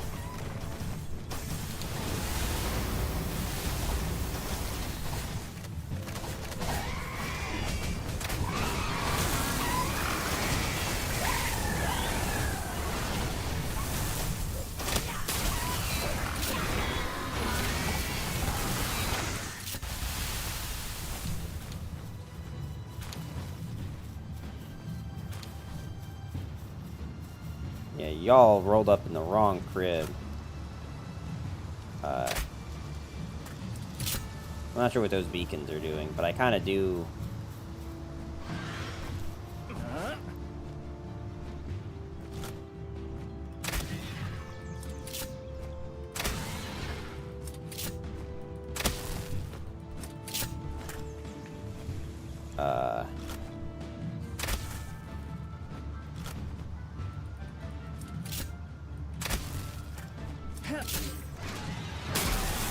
How can you, like... Okay, well... Not exactly what I meant to have happen there, but...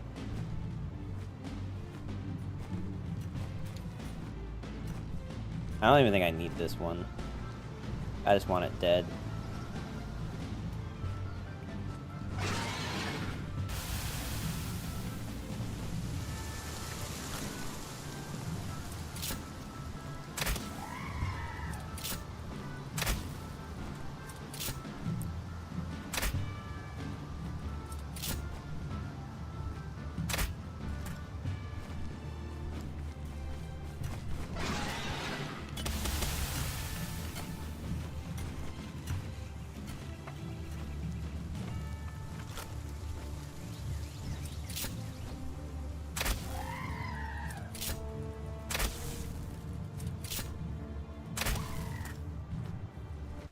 I'm gonna say, is there seriously more?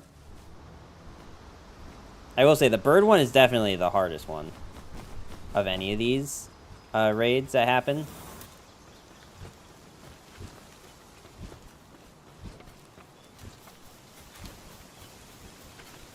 Silverhawk, welcome, welcome. How you doing today?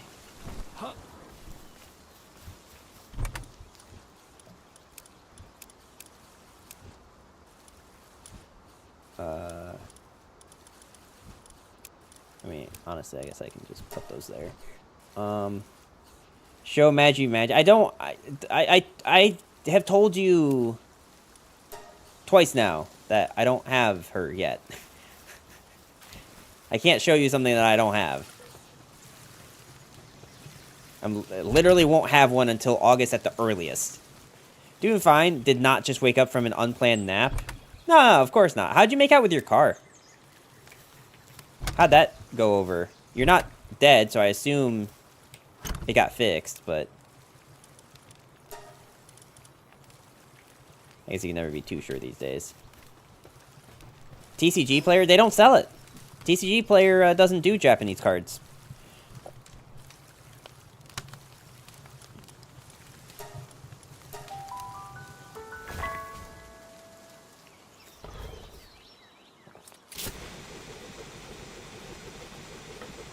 It's still in the parking garage? Gotcha.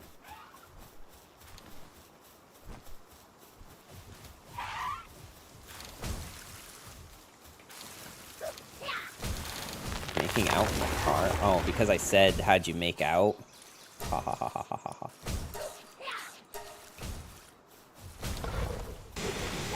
Okay, you need to not do tree. Why are you even doing that? Stop. You're gonna destroy this before you do anything else. Here, get like, I don't know, this. Do something productive. Try Troll and Toad. I just like, okay, here's the thing, right? I'm literally gonna be going to Japan in August, so I thought it'd be more fun to just try and get the card while I'm there, rather than like just order it online. Bro, didn't I just tell you, like, what?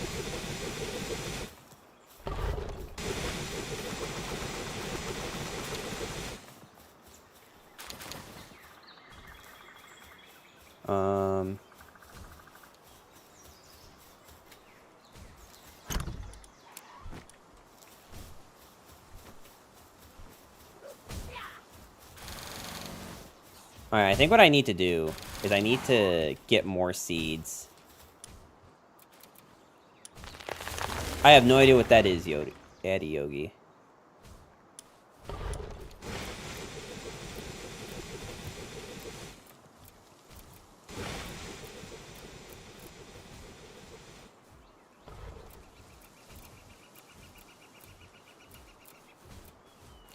So you need, pal fluid and stone for these.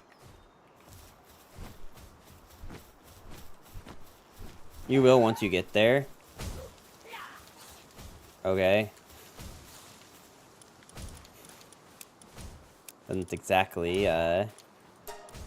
give me a whole lot of confidence, but okay.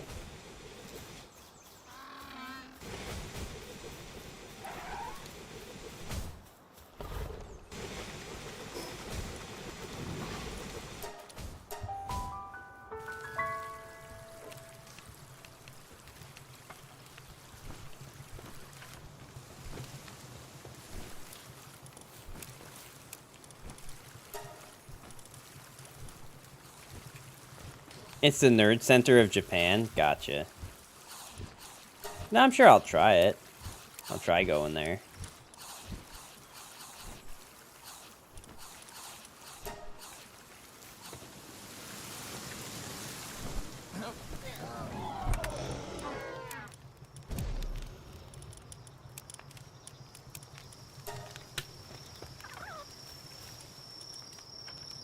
What do I need here? I need carbon fiber and more ingots. Refined ingots.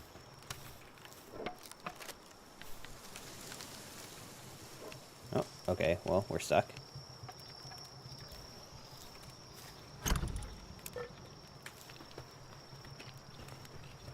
Let's see how we're doing on carbon fiber.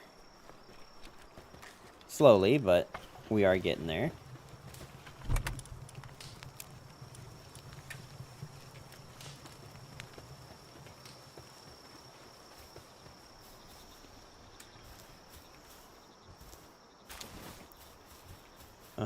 Nothing here, and we got more charcoal coming.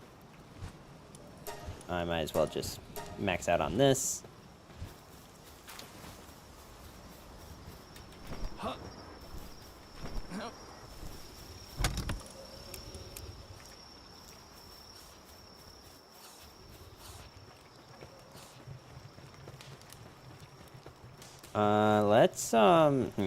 What do I want to try to accomplish today? Because so far all we've done is explore a little bit, and even then we didn't do a great job. I guess I could fight the boss once. Just see, like, how strong that is or isn't.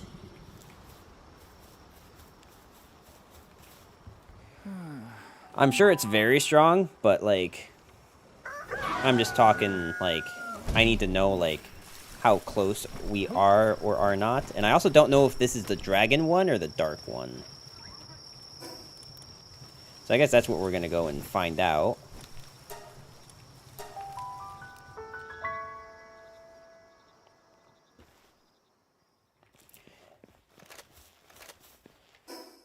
How am I doing on my weapons? I guess, like, these two are kind of low, but, like, I probably just plan on using the shotgun. Night Stars, how you doing today? Where is the tower? Oh, okay. Now, the thing that scares me is that, if I do go for this, like, it's gonna take me a while to get back to where my stuff lands when I am dead. Go to every maid cafe you can. I don't know if I'm gonna be able to. Like, it'll all depend on what the people that are going with me want to do. All right, so this is the first attempt at the 4th boss, maybe. I actually don't know if this is the 4th or 5th one. I have not watched this cutscene yet. This looks like dark. If I had to guess.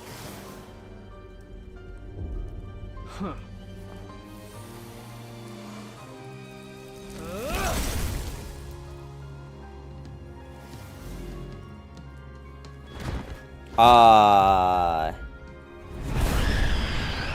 Alright, maybe it's dragon.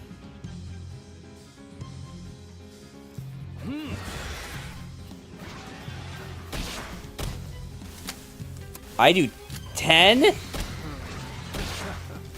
Oh, homie, I'm not doing any damage. Neither is Beacon. Okay, this is probably not the next one that I'm supposed to do. Oh, God.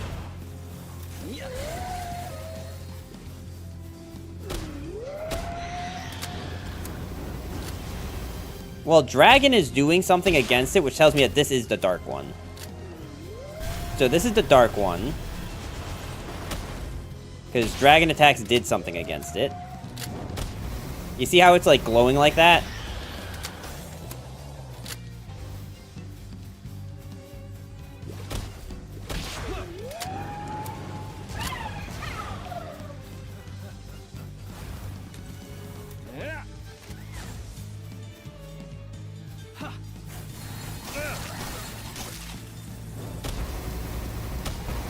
Alright, but, like, I ain't doing, like, any damage.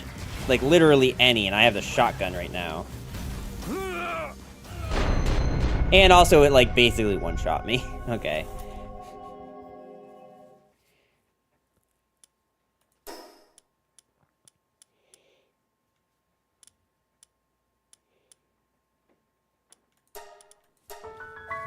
Alrighty, well, that happened.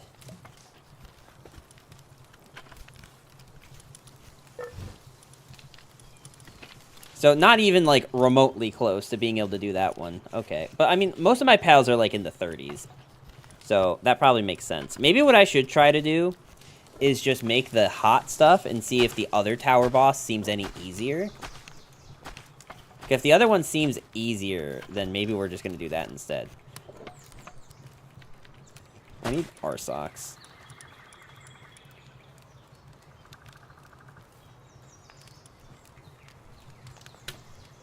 The only reason I have this R-Socks is so that when I go to, when I go here,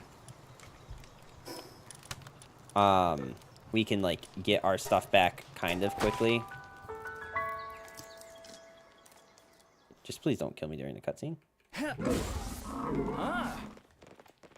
Okay, yeah, you see, this is exactly why we have the R-Socks. So I can do this while not wearing anything.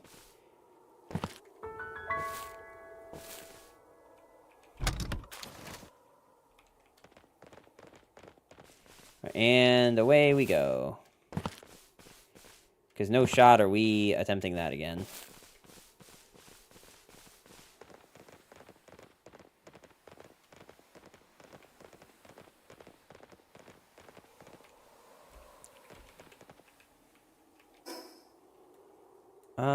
Okay, let's go back to this base.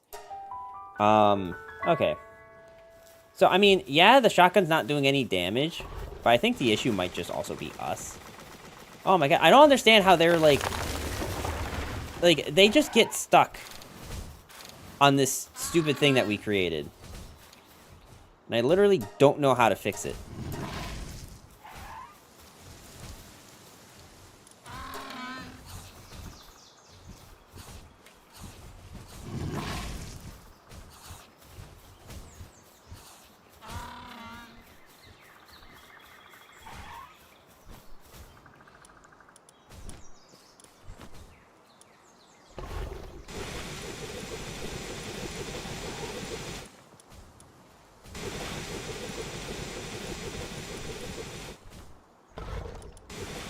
Like, your sanity's fine. I don't understand why you're, like, depressed.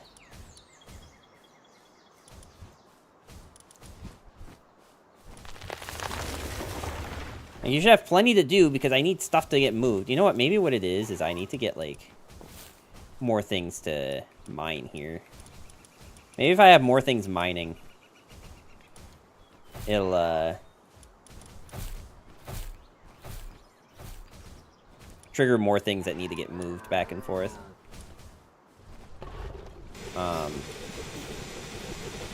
Alright, so... Okay, no, you know what? I think he's actually stuck, too.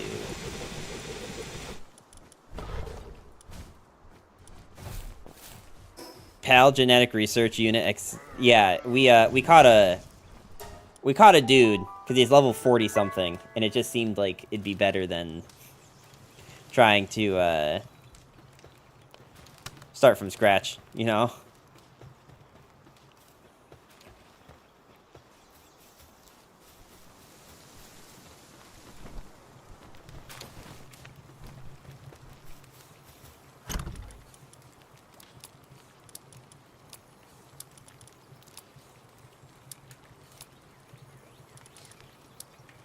Let's see. So I need 3 tomato seeds, 3 lettuce seeds, and 3 wheat seeds. Alright.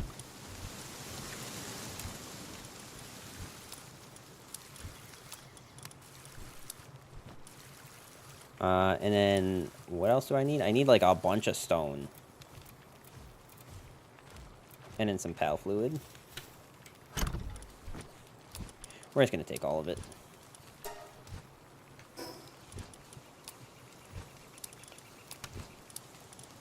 Have you considered introducing your pals to the hit game Legends of Runeterra to improve morale? No, I have not thought about that, actually.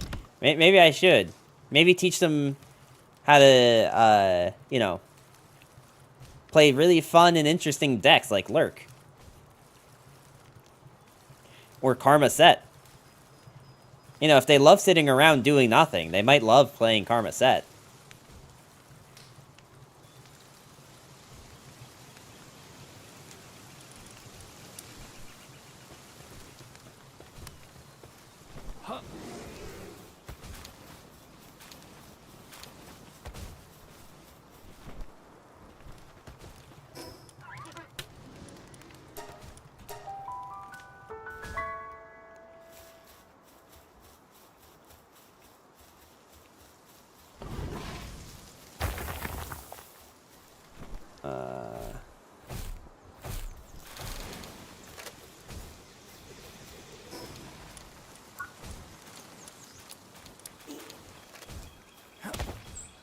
We're gonna just punch the tree a little bit so that I can place my place one of my plantations here.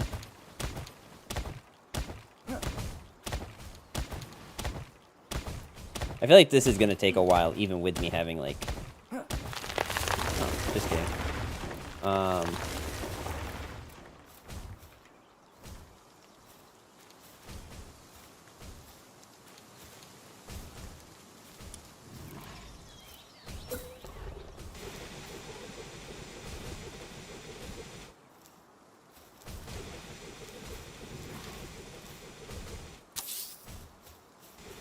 And then let's just have a lettuce one made as well.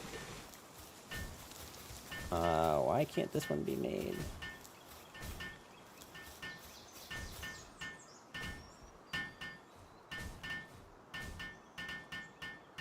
Man, the problem is that they keep getting stuck. They keep, like, going into the hot tub, and then they get stuck. I love how it just looks like your character really has to shit whenever they're carrying too much. Yeah, just slowly walking. Did we get new cards? In a LOR, yeah. There was some cards from the event.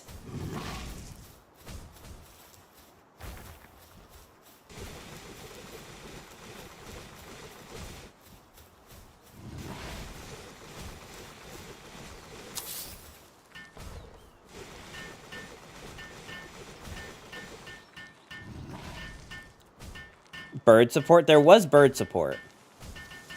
There's very much bird support that happened. Don't release until next week, though. Yeah, maybe next week we'll play a little bit of it.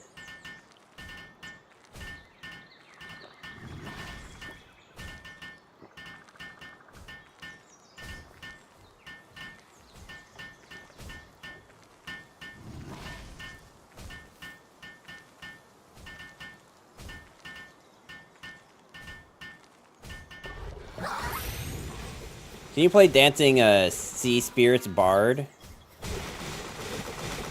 I mean, I could. I don't know if I will, but I'm kind of willing to do anything at this point. Alright. I don't think I actually need the wheat. I think the wheat was a meme.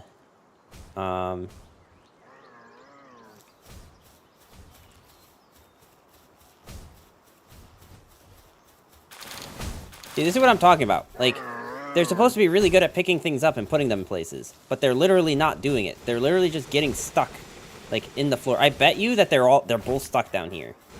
I bet you both of them that are depressed are stuck down here. Actually, they're not. Where are they?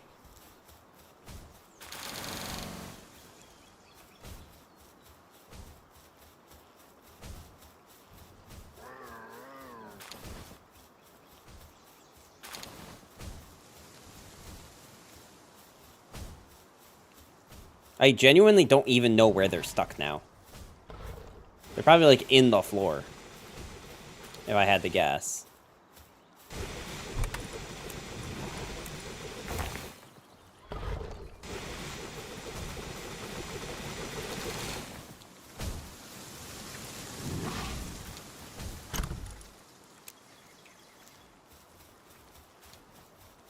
So, because I have no idea where they are, we're gonna just move them both back here.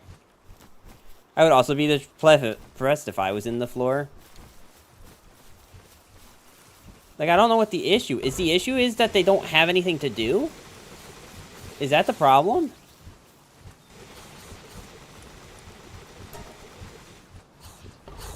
I don't think it's because I'm not paying attention to them, because I don't pay attention to any of them.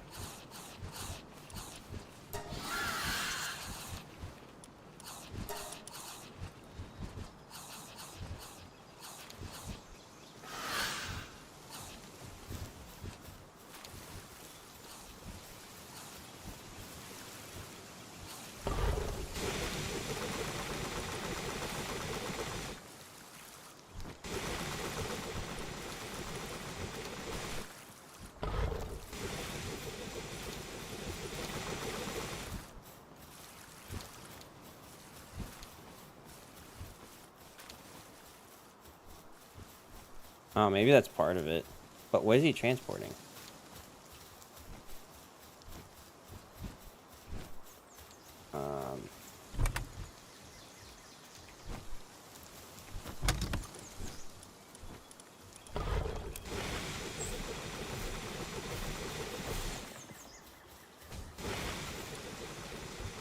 Oh, wait, I actually did want that one. Because I was going to, Oh, these guys are all done. They're not completely healed, but they're at least, like, done pretending like they're napping.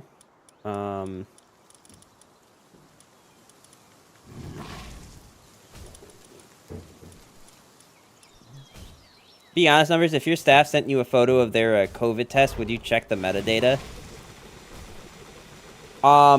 I probably wouldn't think about doing it, but if I knew that was something that, like, people were lying about, I mean, now I'd probably do it. Like, now knowing that that's a thing. But, like, if it's literally someone who's, like, your employee, like, they're under you, yeah. Like, I probably would, right? Like, unless they had, like, a picture that was, like, pretty convincing that I knew it was them. Or their place or whatever.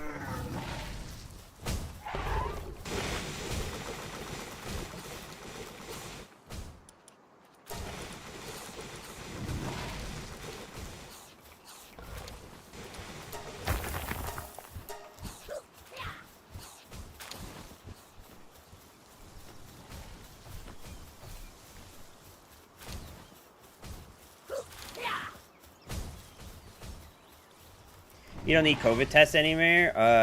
There's no COVID sick leave.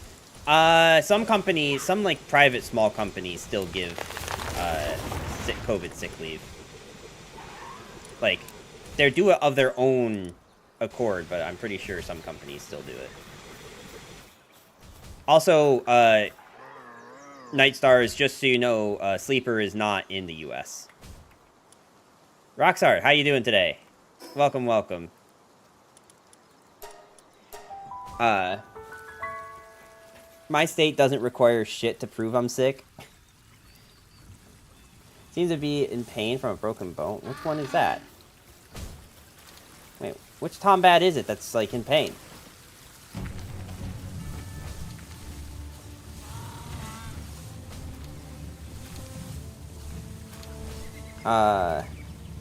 What do you mean? The U.S. is the only state that exists? Yeah, no, of course.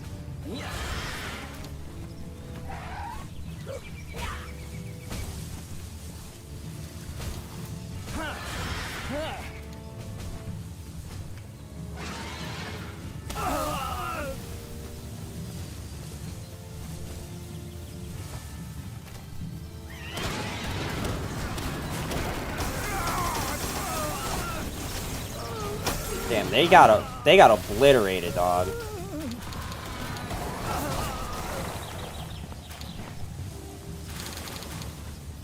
Holy.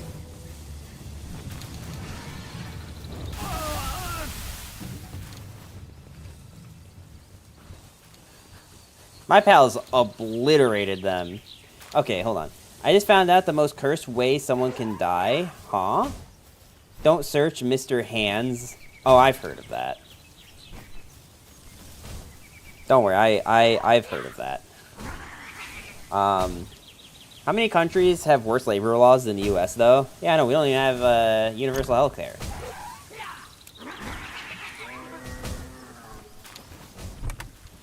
There's this, band.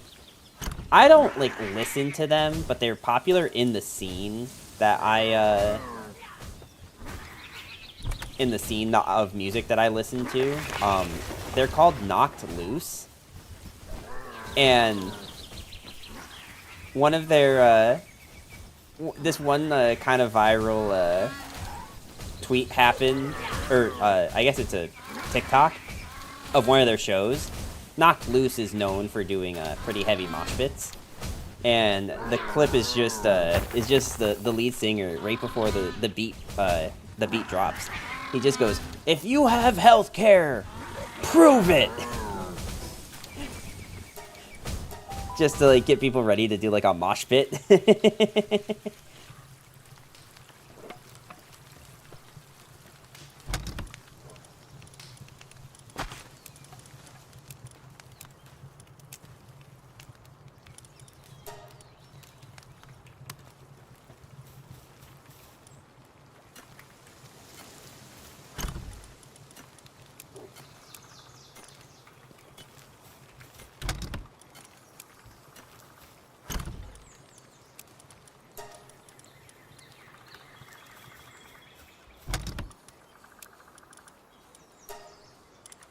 Hasn't eaten for a while. Whose fault is that, Warsec?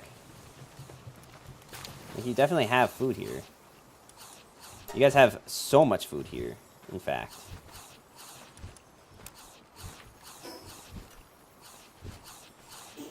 Me in the mosh pit, I do not have healthcare. Yeah, I mean, I think that's a lot of people, but, you know.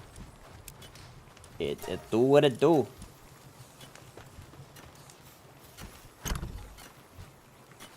Also, wait, wasn't, like, one of the pals at the other base, like, in pain? Did I ever resolve that?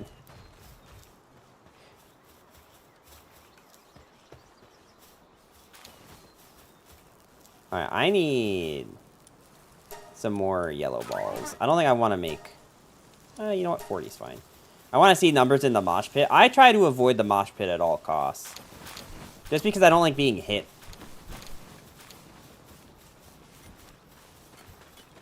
Like, I'll joke about it and everything, but I won't actually, like, go and do it.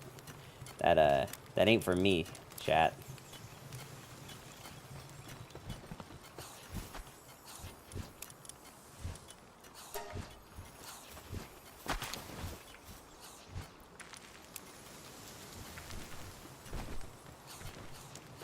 I thought you were down with the sickness, bro.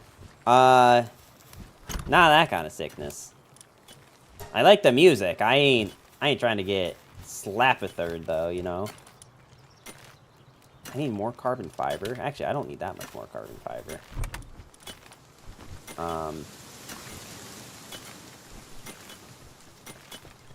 Why, I need 2 instances of it left?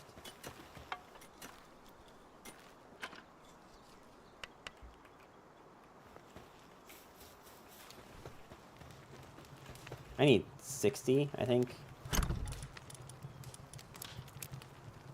Yeah, we have 1 left.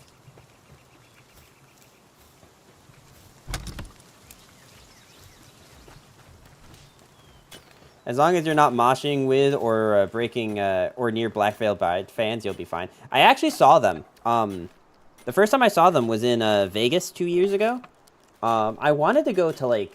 The problem is that that show was a festival show, so they only played, like, 4 or 5 songs. And I wanted to go to, like, a bigger show for them, but I just never really... I never got a chance. Like... it's not like it's too late, but I'm really trying to avoid going to concerts this year just so I can save money for the Japan trip and stuff, and the Germany trip too. Like, but that's all going to be super expensive. So if I'm going to both of those, I really need to make sure I'm cooling my jets on my spending. I've never seen a fan base so obsessed with crowd killing. Well, you've clearly never been to a Knocked Loose show, then. Because they love that.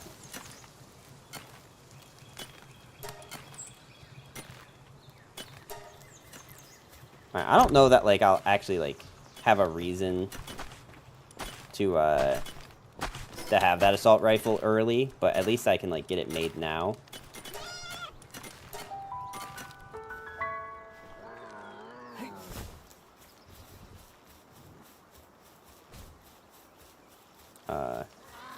Can I help you?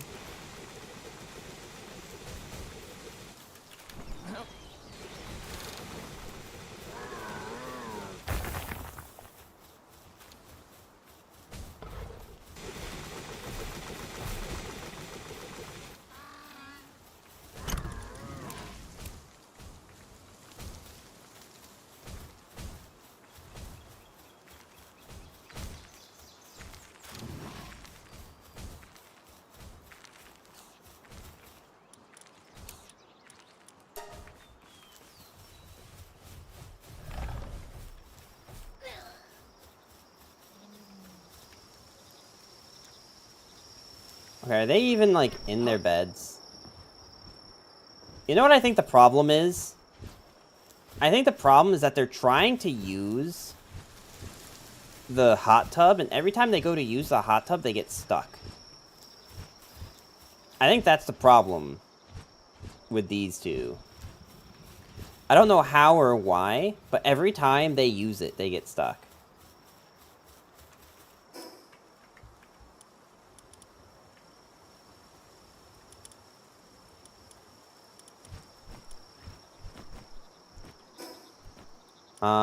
Okay. So, I want to go to the other area.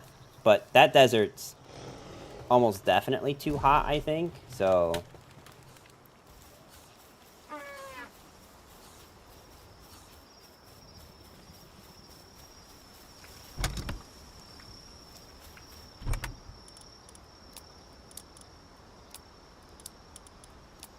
I guess we'll try this, right? I will, just wear this stuff. So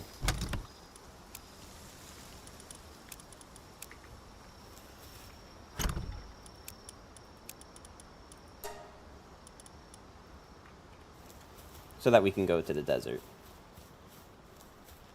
Oh, I should also check on the eggs, I guess.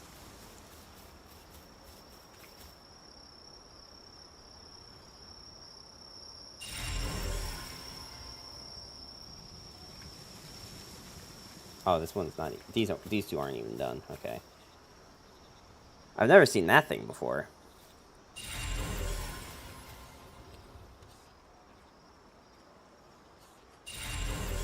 I mean, honestly, I'm getting a lot of XP just from hatching the eggs.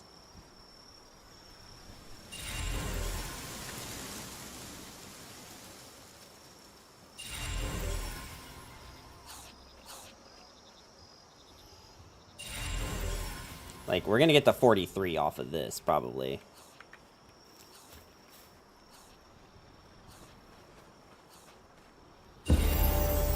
Yeah, look at that. Do I even have any more eggs? No.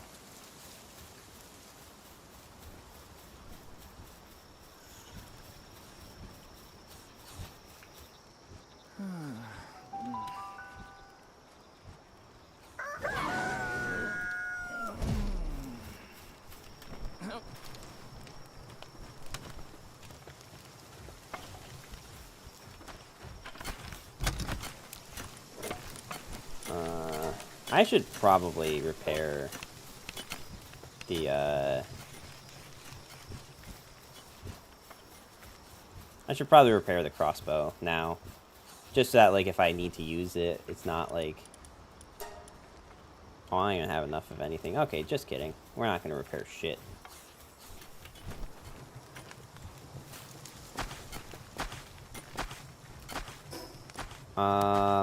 Okay, let's see.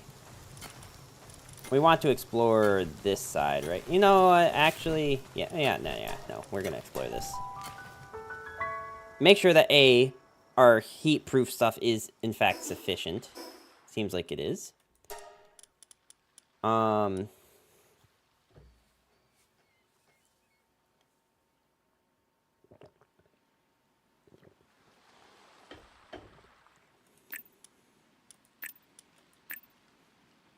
feel like 2 attack isn't, like, a lot.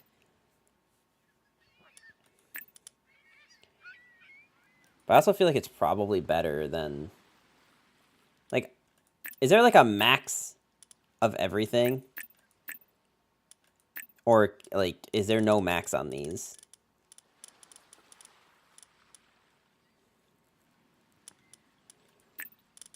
I feel like just getting another 100 health is probably best, right? Yeah. Alright, well, let's just get to this tower, just so we can test it out. Test the waters out to see, oh god, robin quills. I'm not trying to mess with that. That thing looks cool as shit, though. Holy, what is that?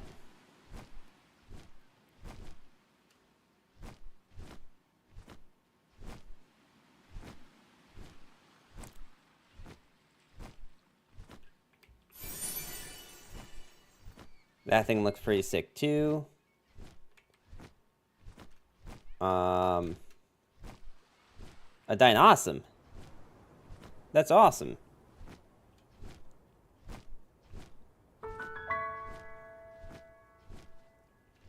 I'm just kind of beelining it for the tower at this point.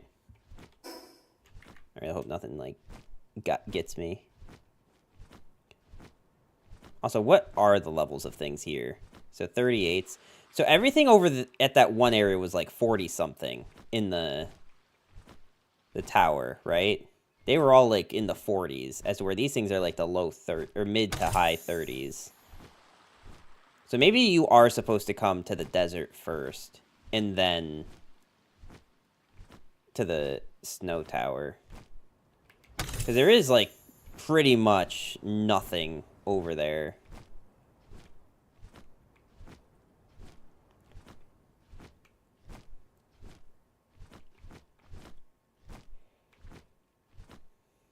So I guess that would make sense. What are those things?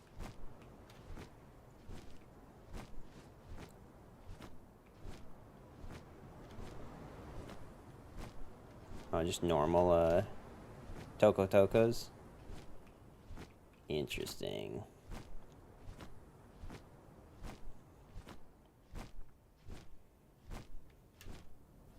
Also, wait, what was that thing that Tempest wanted us to fight?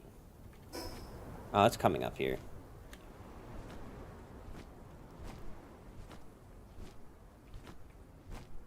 I still have this marked on my map from that one stream.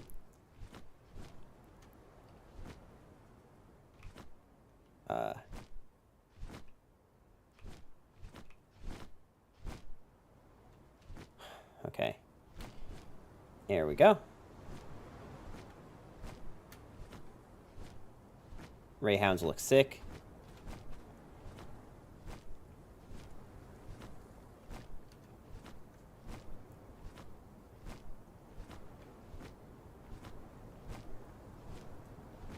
I love how there's, like, a megasphere that, like, would be completely worthless out here. Yeah. I'll feed you in a minute.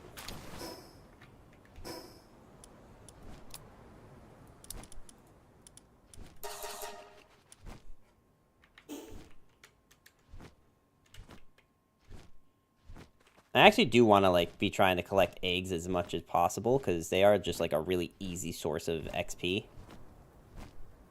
I think I saw one down here. I'm also just, like, on the lookout to see if there's not, like, a better base location for anything.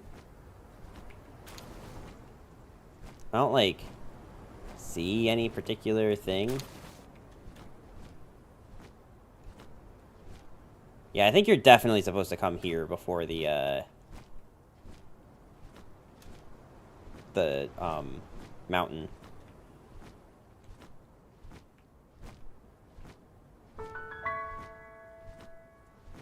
Just because I haven't seen anything that's close to level 40 yet.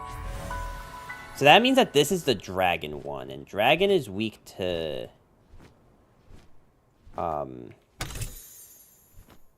ice.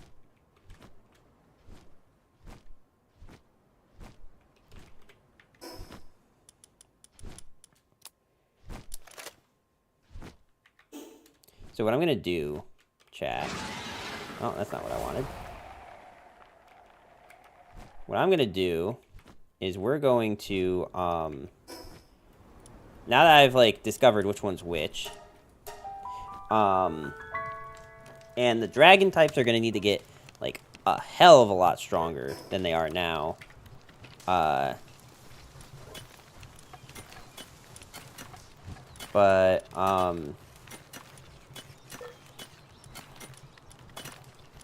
actually, wait. Do I even have that right? Hang on. Let me look it up. What am I looking up? Palworld type chart. Yeah, this was it. Yeah, so it is ice is strong to dragon.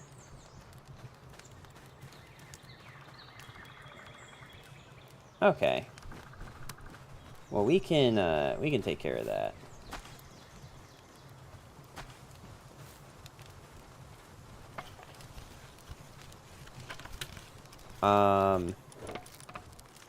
I do need, like, good, like, ice types, though.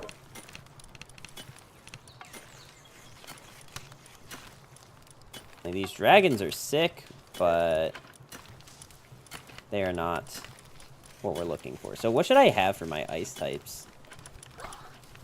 Oh, you know what? Here. What we should do, actually, is I should, like, put these in here, and then sort this again, and then move these here.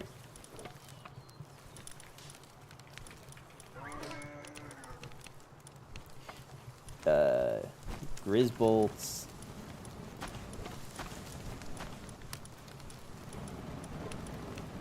I mean, these things are ice type. And Mammarest is an ice type.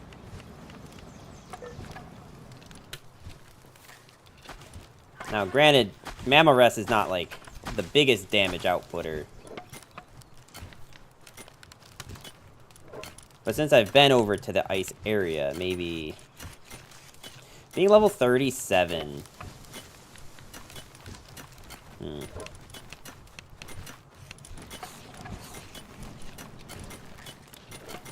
Oh, you're not even an ice type. What am I even looking at you for?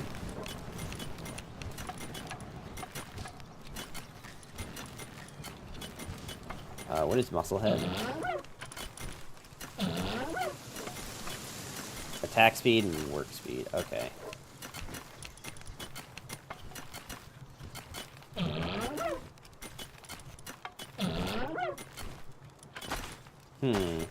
Maybe we should just go for a King P.A.K.A. because they seem to be kind of strong. I mean, this thing.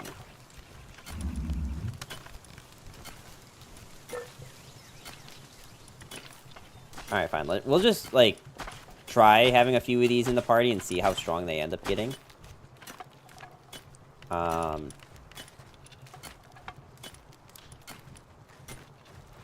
forget.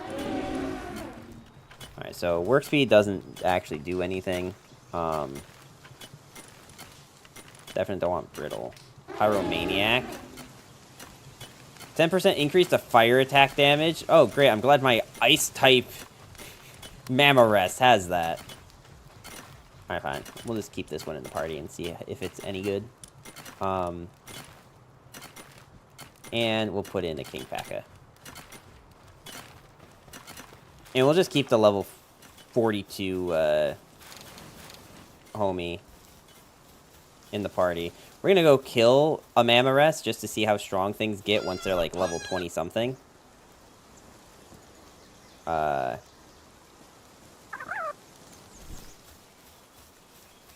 Did you beat the 4th boss? No, so I attempted the boss on the snow mountain once, and after looking at the levels of everything at that boss, and then I just went to the desert and saw the levels of everything that's over there. I'm pretty sure, I'm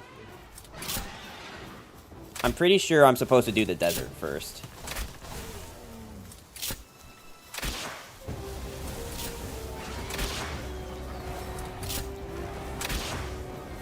You went to the 5th boss in the snow? Yeah.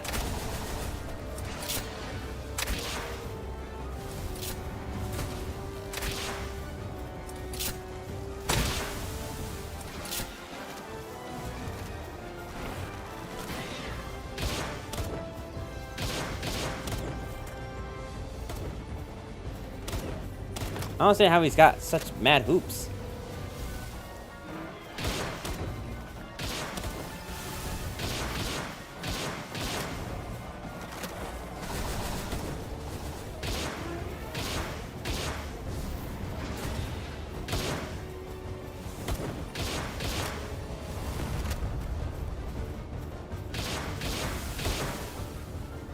Fire damage, pal? Bro, it's a... I've killed this Mamorest so many times. I don't need a fire pal. And plus, I'm trying to level up my ice pals, because I'm going to go fight the dragon lady.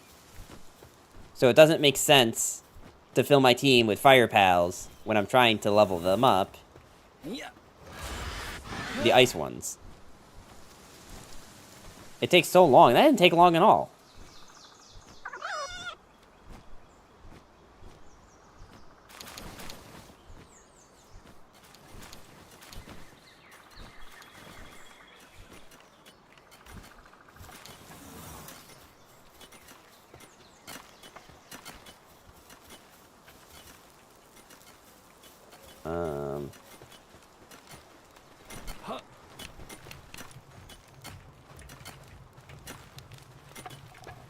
Also, I'm working on an assault rifle because I found a schematic for it. Like, I don't know that I really even need it this early, but it just made more sense to, like, try making it than not. Bless up my Polaris 3-shots it. I don't even know which one that is. The assault rifle is life-changing. I just am gonna need to, like, find ammo for it. Because I don't know if you can buy it before you,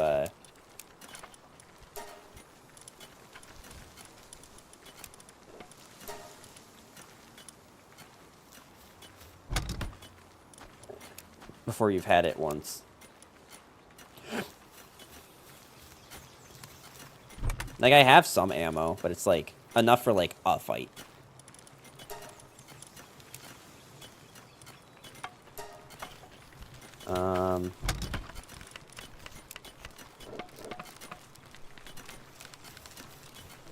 Alright, so I'm gonna attempt the 4th boss in a minute here.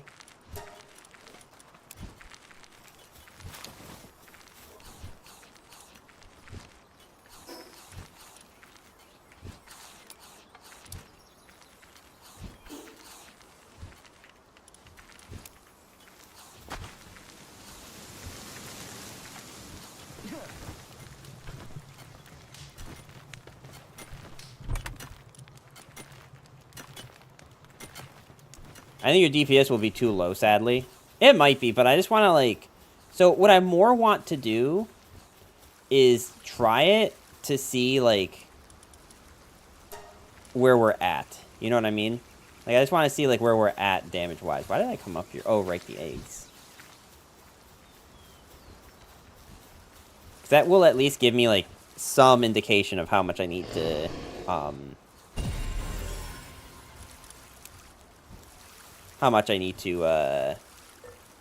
grind.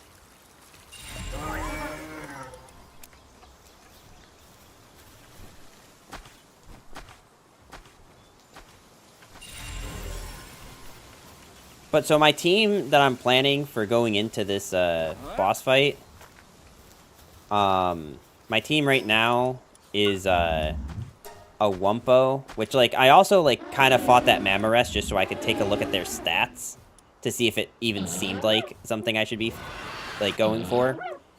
I'm thinking about this King Paka because he has Muscle Head, so if his damage was, like, looking good, I'd keep him. Which, like, almost 400 at level 26 ain't bad.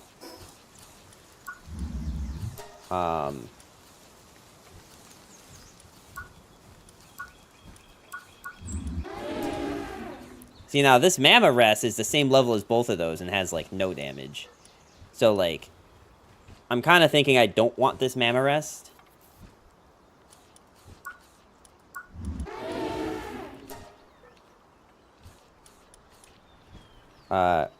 Wait, isn't it going to be super effective against you? No, because Dragon is weak to, Ice. Not the other way around.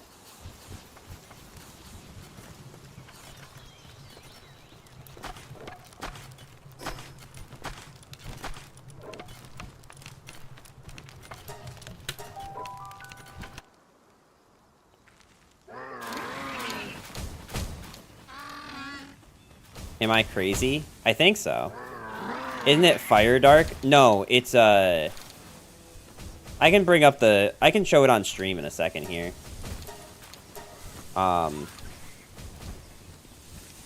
Here. Let me show you.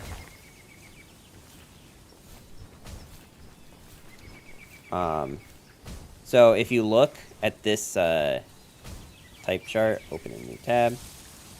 It goes... Electric is strong against water. Water is good against fire. Fire is good against ice. Ice is good against dragon. Dragon is good against dark. Dark is good against normal. Are you not talking about Ragnarok?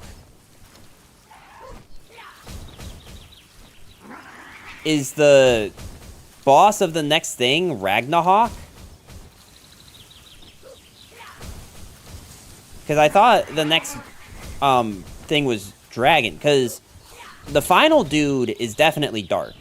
We've established that the last dude is dark.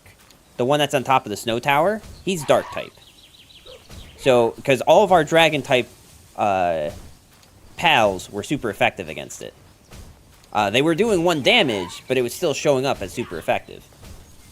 So if the final boss thing is a Ragnarok, which is fire and dragon, then it's just, like, unfair. Because the only thing that's good against it is also weak against that type. It's Phalaris? Phalaris? Well, what type is that? Just pure dragon?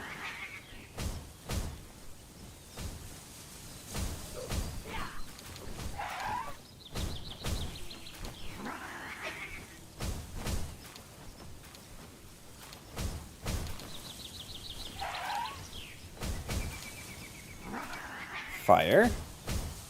I thought it was dragon. Is it fire?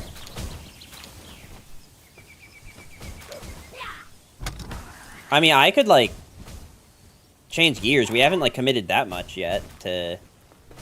are you the one that's fractured?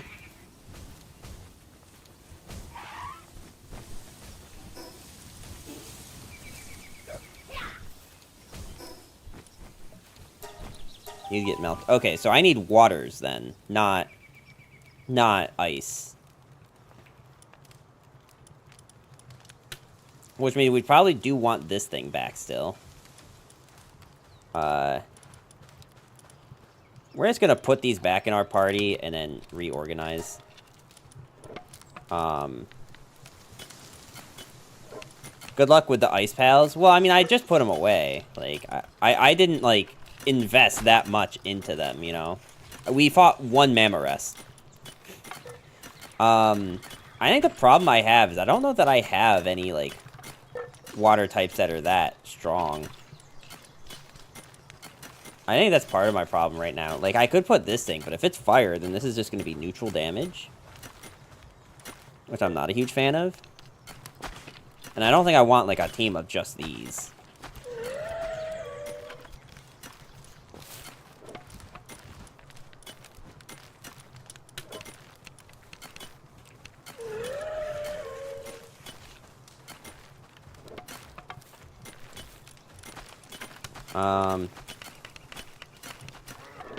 If I remember right, Surfent wasn't, like, super strong.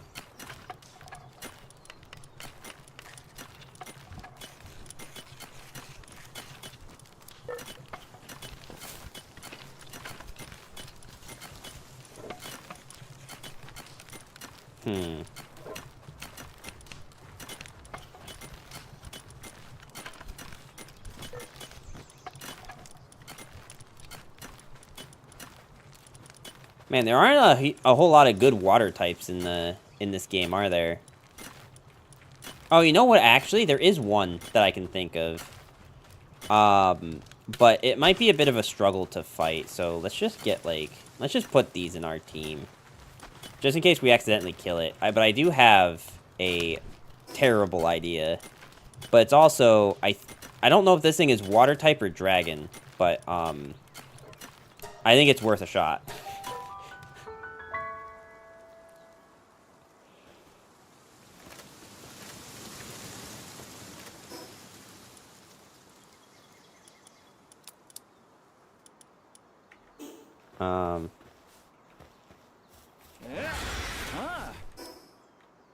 We are going the completely opposite direction that we're supposed to be.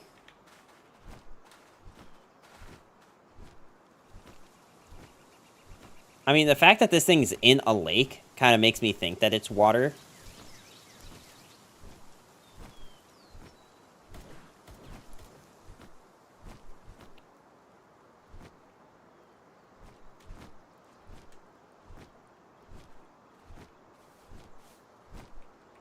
Numbers looks like he rolled Twig when he played Mystery Dungeon. I did play Mystery Dungeon, but I don't remember like enough about the game to like remember what I did. I only played the one on the DS. I think that was like the second one because I think the first one was on the GBA. Think about making and enchanting a diamond hoe in Minecraft just to feel something. I mean, I had a friend who knew a guy who went out of his way to enchant a hoe, and it didn't go very well for him. But you know, your mileage may vary. Blue was on DS and red was on GBA. Got it. Yeah, I had the one on the DS. Where is this thing? Does he not, like, oh, there he is. Okay.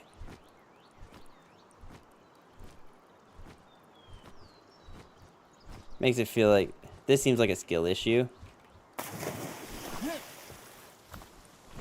Alright.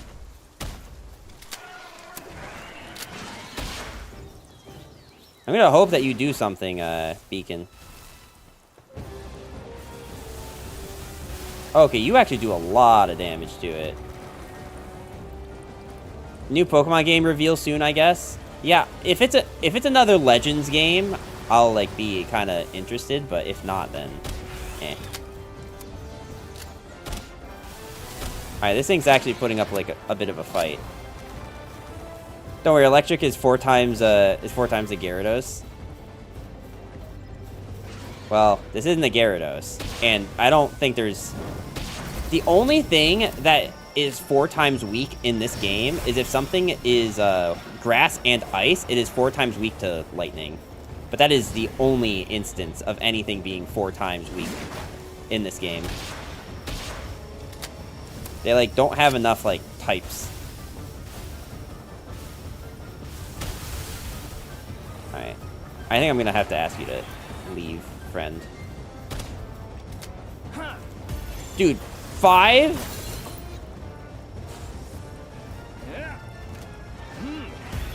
Bro.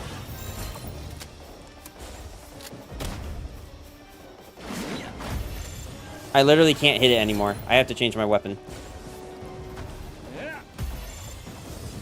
Is this even gonna happen at a 5% chance? I mean, it's so pog. Oh my god, my screen.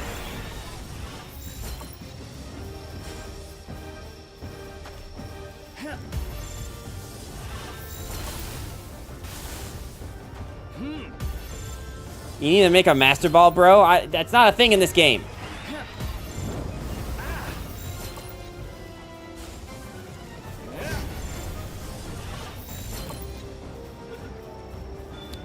Please, please. Oh my god.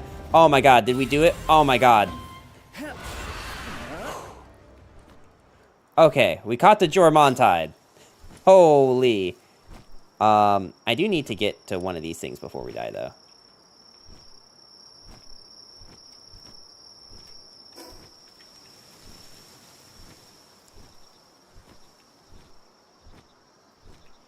I mean, I could try bringing out the Jormontide that we have.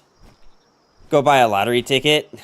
I mean, 5% is, like, not, like, the most egregious thing.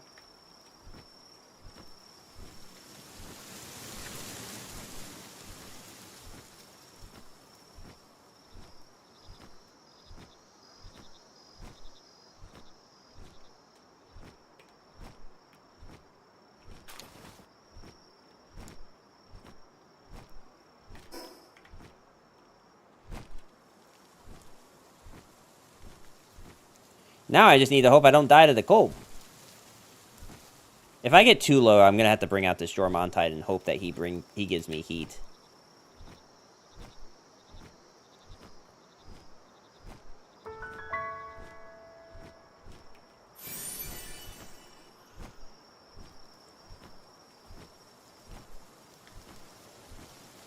Oh please. Oh please. I mean, like, I guess it's not the end of the world if I die out here. It's just annoying.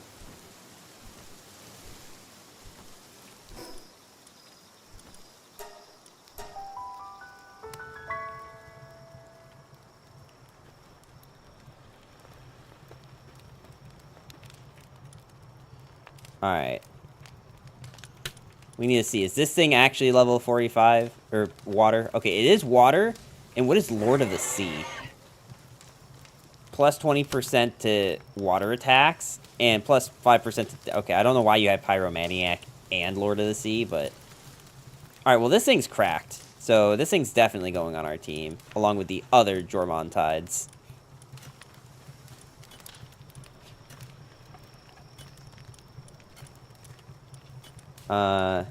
Right.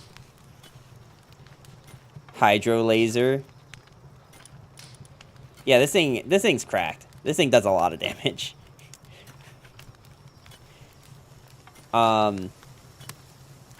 Let's see, we should replace... Also, it's not very sane.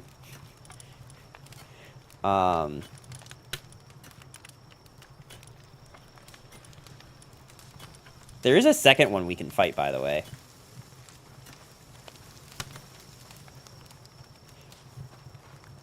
Hydro Pump would have been too obvious. Something like that. Alright, we're going to swap out one Jormontide for the other.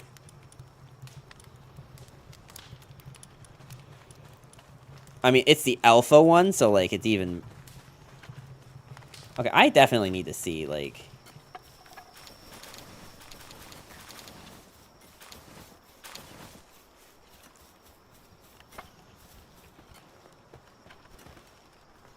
Is it even, like, possible for me to increase that anymore?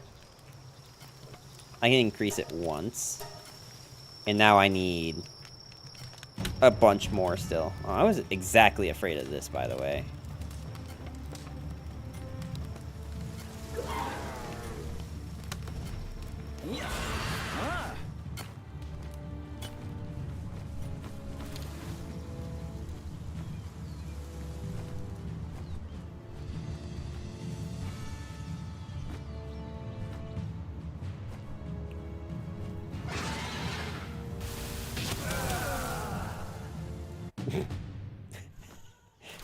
Dude, I love Beacon. I love this stupid bird, dude.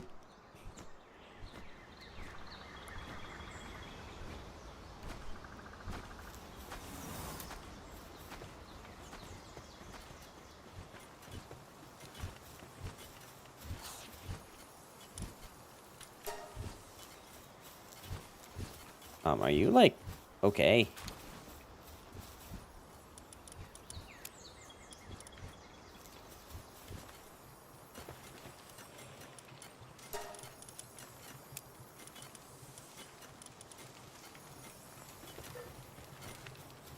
Let's see. So put you away. Put some of you away.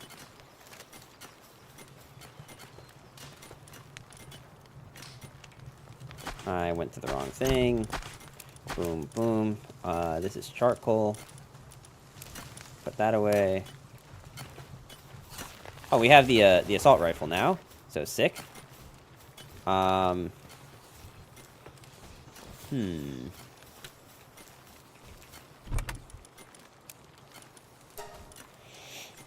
need to put these eggs somewhere.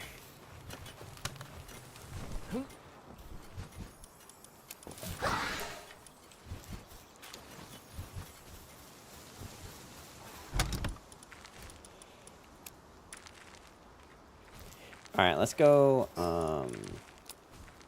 tomatoes here.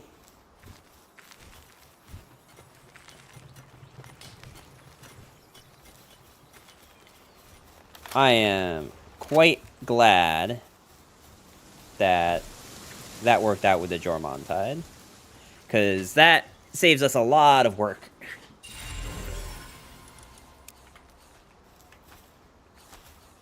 I did not exactly want to go all the way for those pals. That's not really what I was after here today, which is great.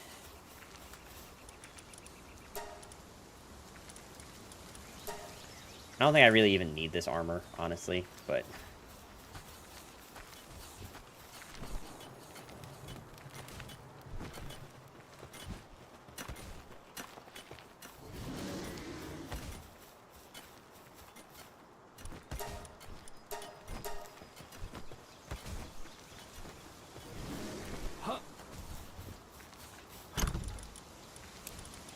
Alright, we need to go sell some stuff.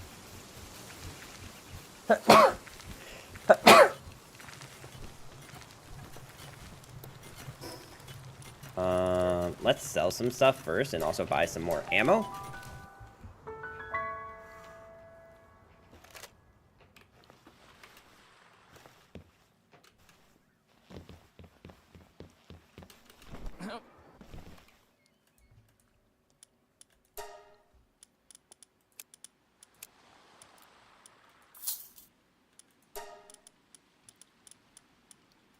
I mean, I don't know.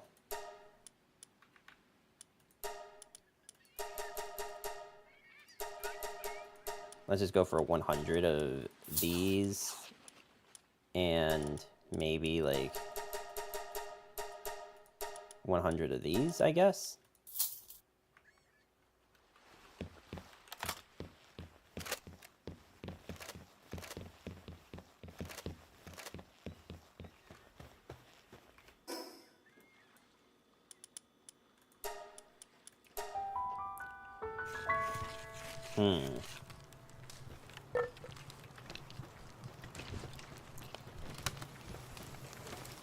We should probably see about fixing the crossbow.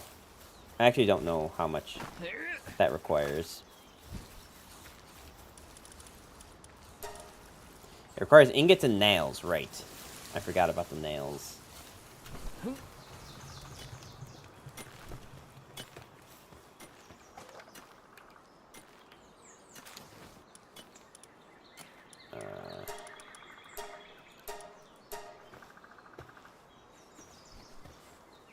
You know, honestly, I'm just kind of really hoping that you help with this.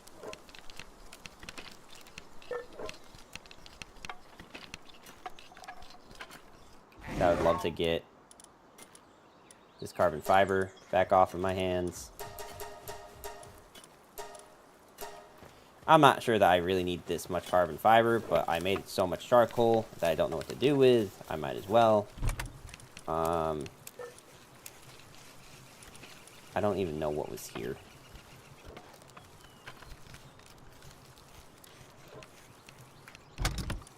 But I don't need the nails.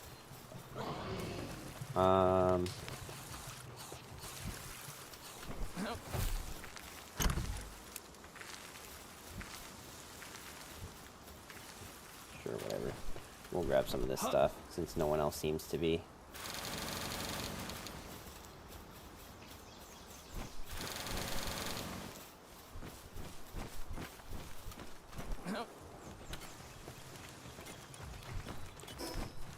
Where's the other Germontai? Because I didn't fight that yet. There was 2, I know that much.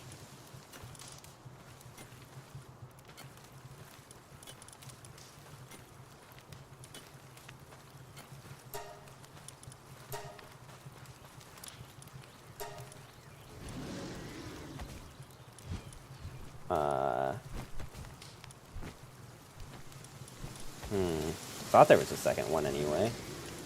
Maybe I'm crazy, but I was pretty sure I was right about that. Unless I fought one already. I don't think I did.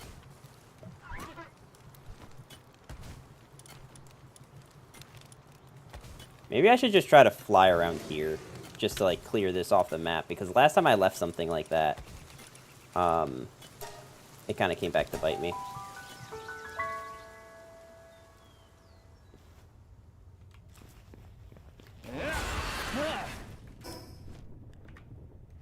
Alright, so first off, let's clear this area.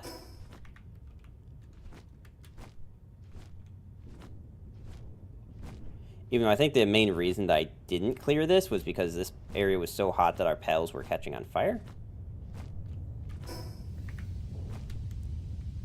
I actually didn't even realize that there was a cave here, so I am kind of glad that I did this.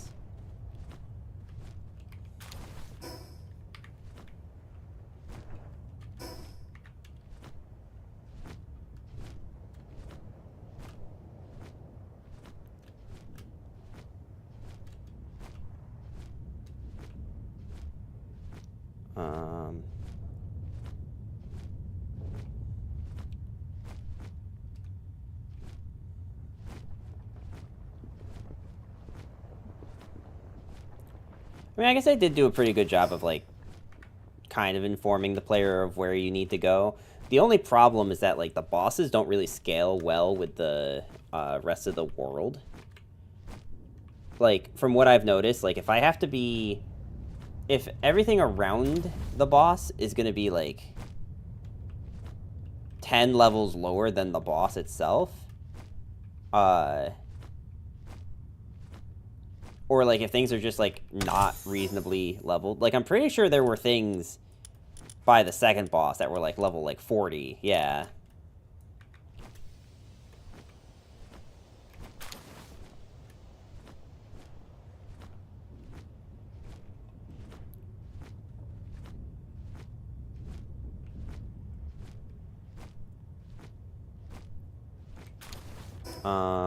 Alright, we're almost done clearing this area. I just want to, like, have a full map just so I'm not, like, going psycho trying to find something that was just hidden under one of these spots.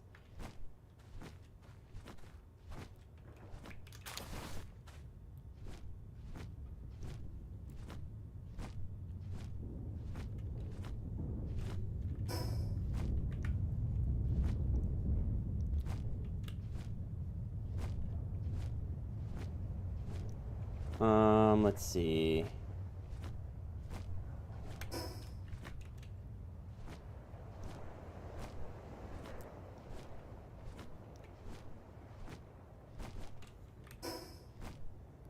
I don't think I care too much about this little tiny sliver, but I did see an egg over here. I also, like, need to do this because I need to try to get my catch rate up a bit. Because I think that is one thing that I will struggle with going forward is,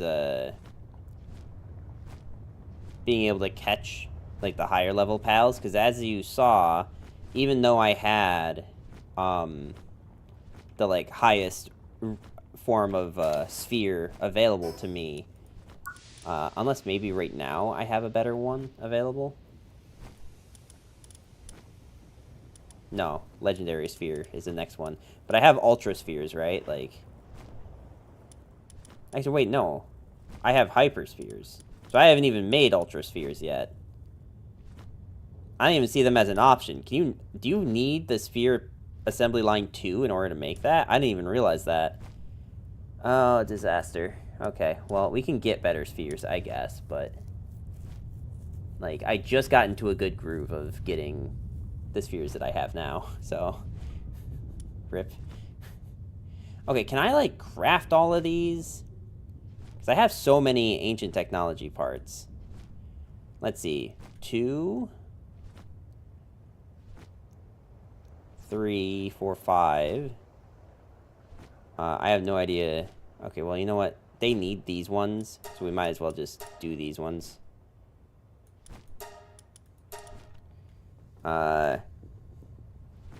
So 6,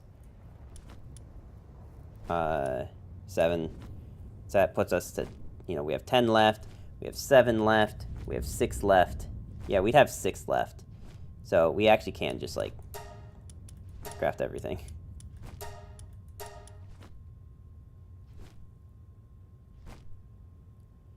Punishes those who neglect their pals.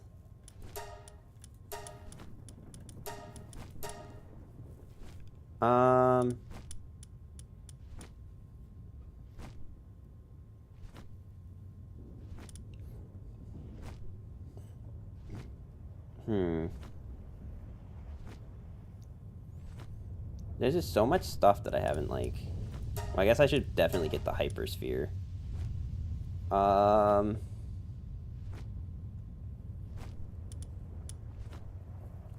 Jormontide saddle. Sounds really good. Emergency exit sign. That's pretty funny. We should probably just craft the production line 2s of everything. Just because I'm sure at some point I will need it. I mean, I have so much of this stuff, we might as well just, like, craft.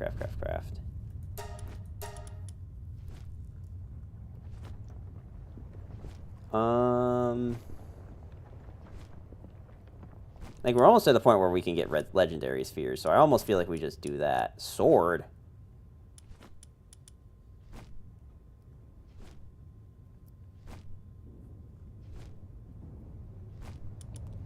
Missile rocket launcher.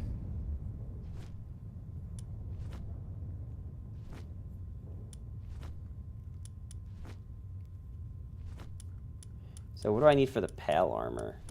Or pale metal?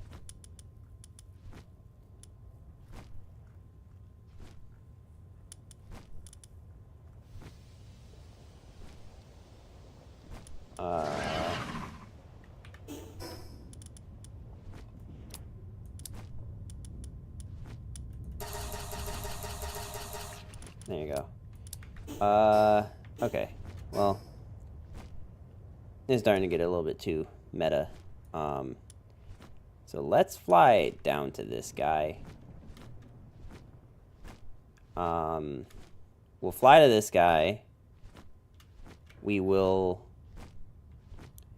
try to clear out that part of the map that's here. And then I guess I'll go... probably back to... I don't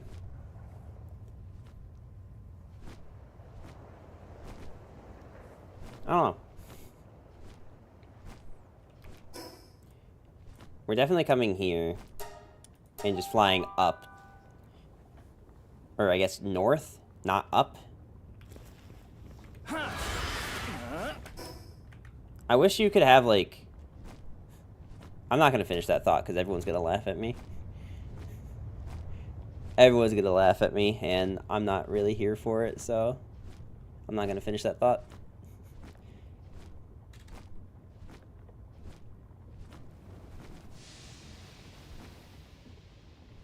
There's a lot of sulfur here if I ever wanted, like, a sulfur base.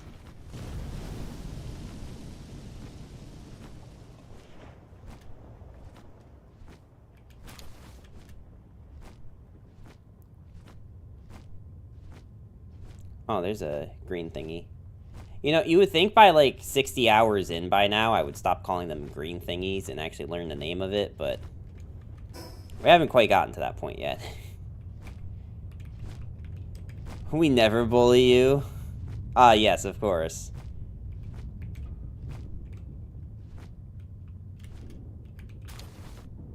Of course, of course.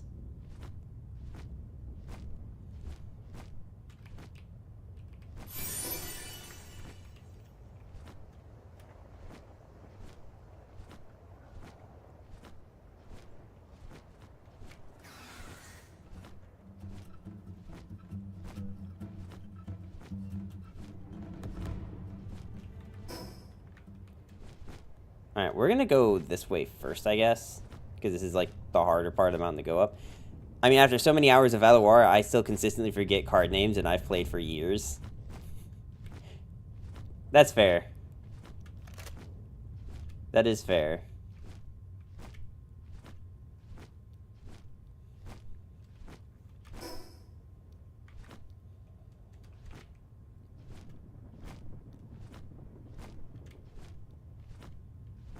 I mean, like, there are definitely just, like, cards that exist in LOR, though, that, like, even if, like, you told me the name 100 times, like, the fact that, like, it doesn't see play, I probably wouldn't even know what it is either.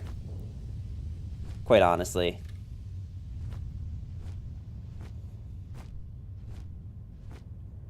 It's easier to remember what something does than what it's called. That's true, too. Martin, how you doing today?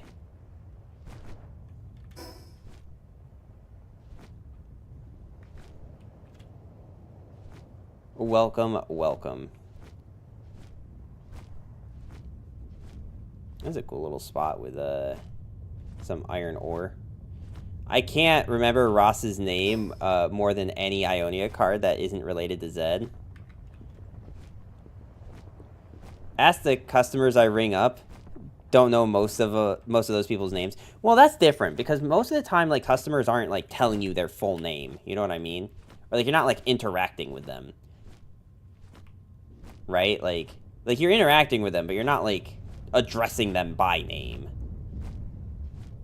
Unless whatever you do, you are, but, like, you know.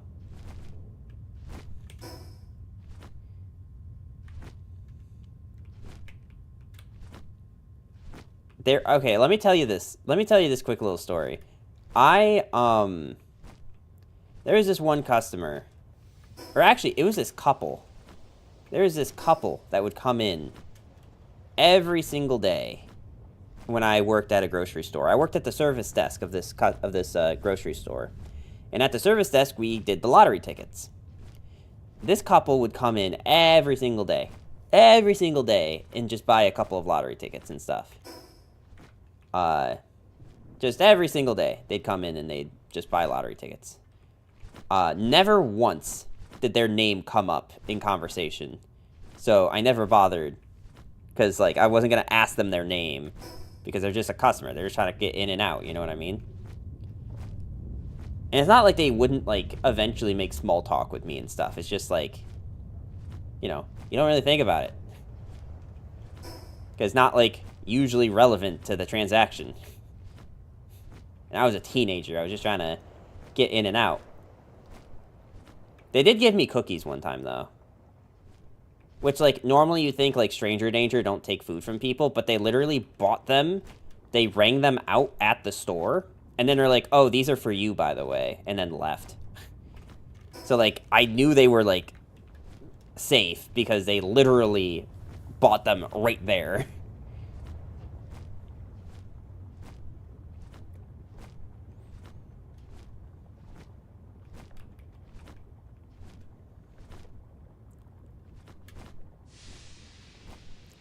You know, I probably need to get all these, like, data log things, too.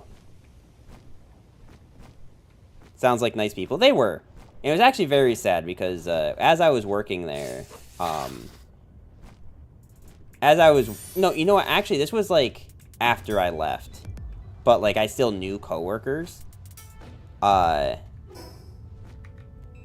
like, saw the husband come in to the store. And I, like, wasn't in uniform, so, like, they didn't, like, recognize me or anything. But I talked to one of my, like, coworkers who was there. I was like, what happened to the wife? And, yeah, she was, no longer with us, at that moment. So, that was very sad.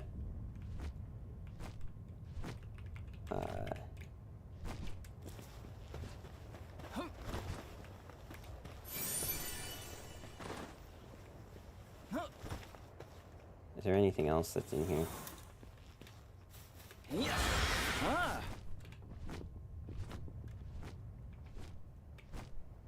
I mean, this is like a cool little castle thing, but I don't know if there's any more. That happens, man. Hope the husband is alright. Yeah, I mean, and that was even years ago. Like, they were an older couple. So, like, I don't even know if he's still around.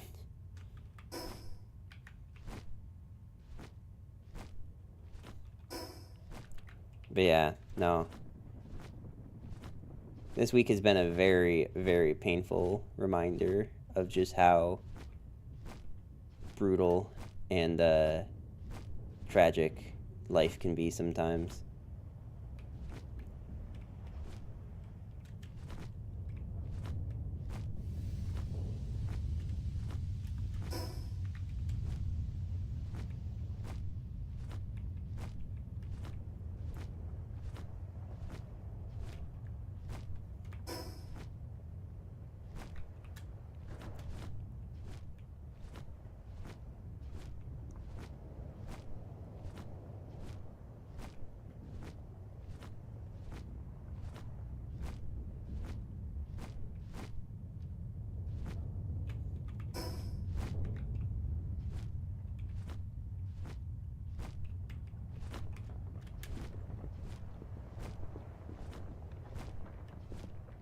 Anyway, that segment kind of messed me up. What am I doing again? Oh, right, I'm just clearing out the map.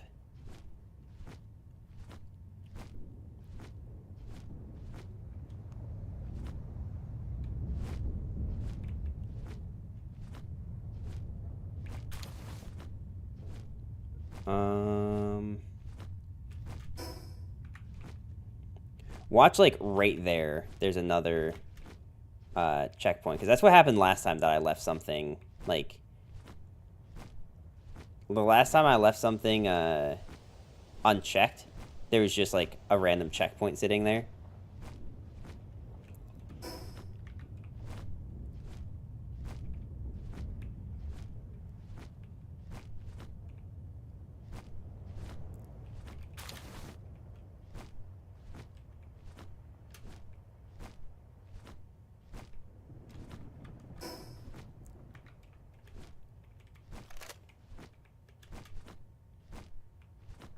So I think I want to try to end today's stream by just, like, attempting the 4th boss. Even though I don't think we're going to get very far. Like, we should at least, like, attempt it. Maybe the Germontai just, like, decimates it, but I kind of doubt it.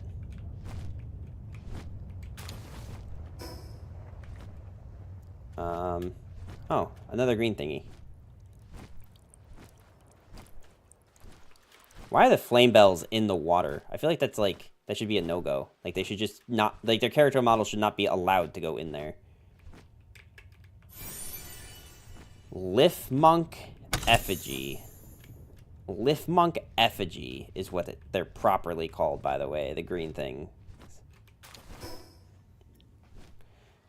Okay, so it looks like we did clear this out, other than, like, this little, like, scrape here. And there's not a whole lot of anything. So, let's, man, I'm not really close to, like, any, but I guess if I'm gonna go towards a, sorry, if I'm gonna go towards a, oh, another green thingy.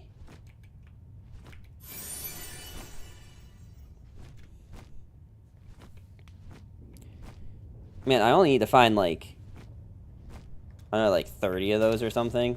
and then I don't have to ever be on the lookout for them again. You are a hungry little bitch, aren't you?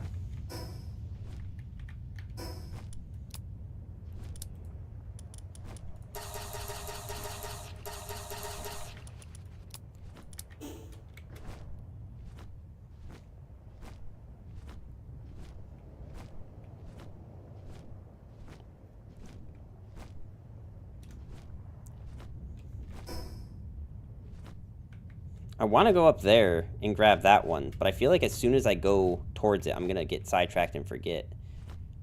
Also, if I had immediately done that, I would have not found this one. Okay, you know what? There's 2 that way. We should just try it. There's 3 up here, actually. All right, fine. We're going to try to get all 3 of these effigy things. There's even what I think is a, like... Oh, there's 4 here. Wait, this is so huge. Okay, you know what? We're going to grab this one first. Just because I don't want to do too much backtracking. Maybe we won't fight the 4th boss today. Maybe we'll just save fighting the boss for tomorrow. But we did go for a Jormuntide, which was pretty huge. Alright, so I think it's there, there, and there.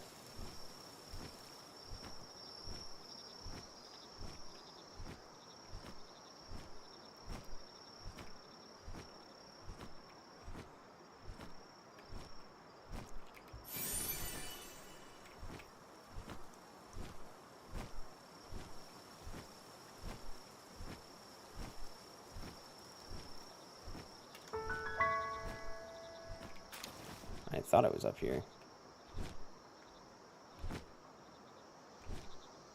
Alright, were they, like, all further than I thought? I'm kind of thinking they were.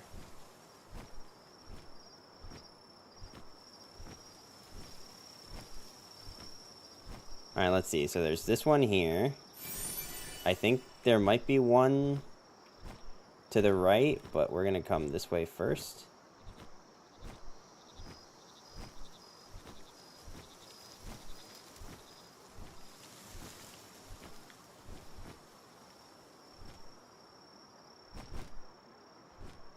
And then we'll go the final way. I've never bullied numbers a day in my life.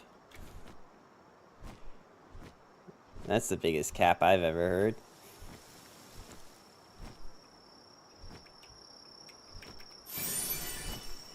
Alright, now there should have been one over this way too. But I have no idea where it is now. Did you beat the 4th boss? No, I didn't even attempt it yet. We did catch the level 45 Jormuntide though. So that was cool.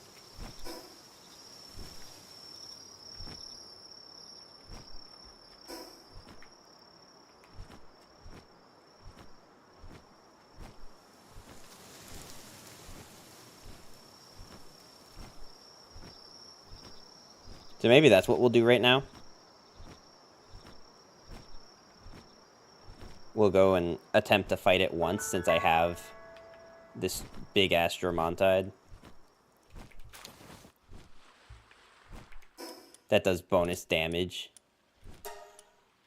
I do kind of want, like, my main gear, though, if I am going to attempt this once.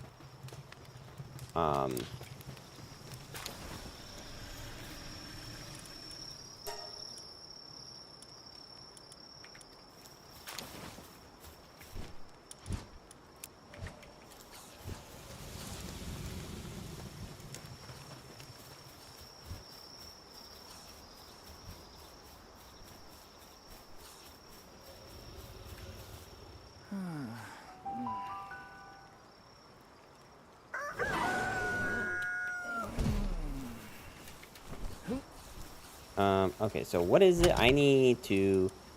Oh, right. I need to put all of this away.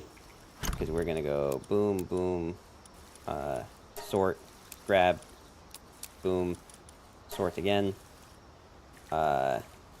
And then we're going to take my attack pendant and the defense pendant.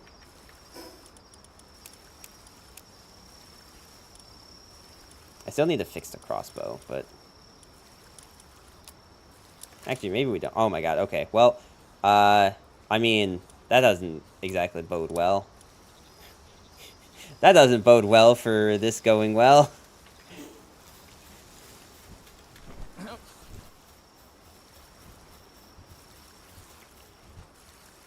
Now, let's get rid of all these, eggs.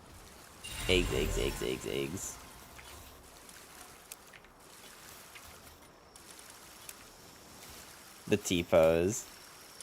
Yeah, that doesn't... The T-pose doesn't exactly bode well for us, with the assault rifle. I never get pendants. I've gotten, like, a surprising number of them randomly. Like, I don't even know how I got them all, if I'm gonna be honest with you. God, I hate... This one, like, incubator is just, like, impossible to get,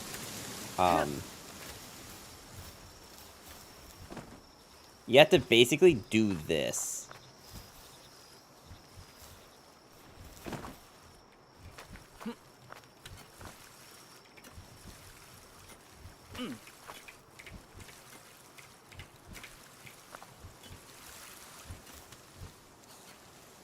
Like, I can't get... Because it just... Like, I don't understand why it's just this one that has this issue. But, like, I physically cannot get my character to acknowledge that this one exists.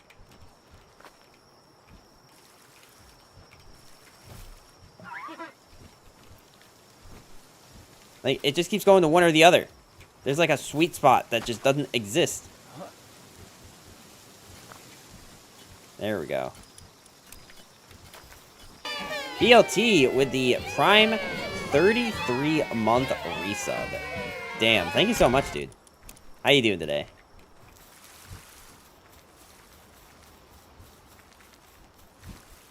Welcome, welcome.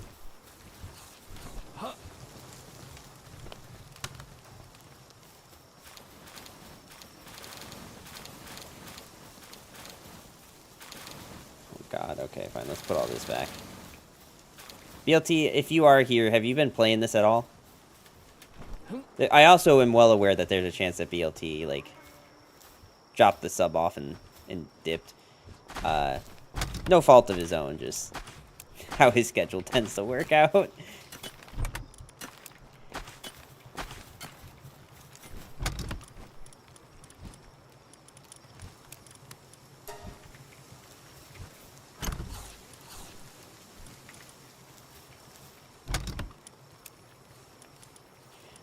Okay, I need to get rid of the egg, and we need to grab some of these, and I don't have the defense one.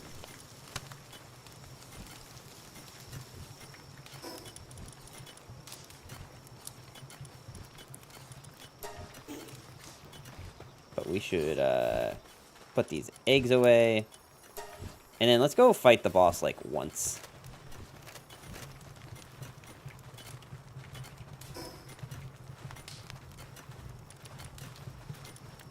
Oh, this is the Jormontide, the other one I was looking at. I didn't realize I killed it.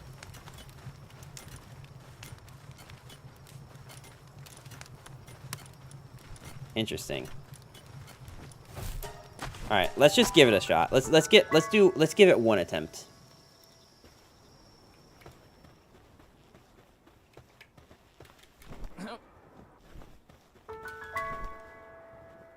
I know it's like basically the end of my stream, but I want to at least end on a fun note.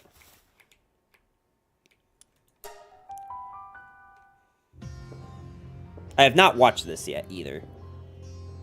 Don't tell me he has like people in the arena with him, because that'd be super annoying.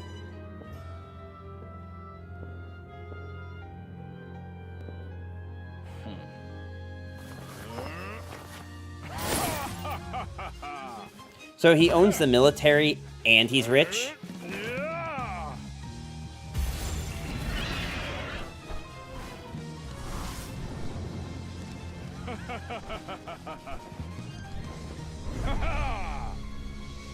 Marcus and that thing. Okay.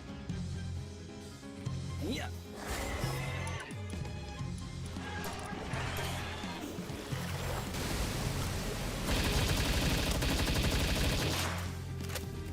Well, that did a decent amount of damage.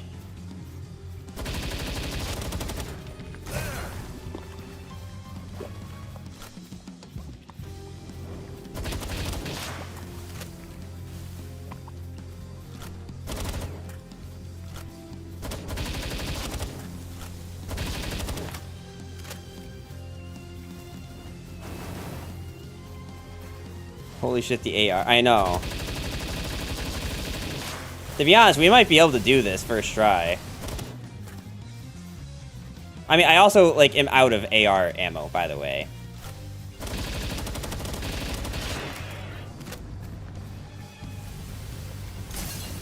Ow.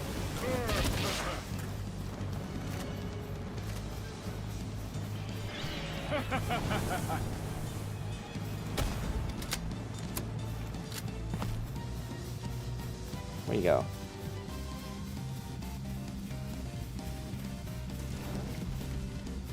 Sick.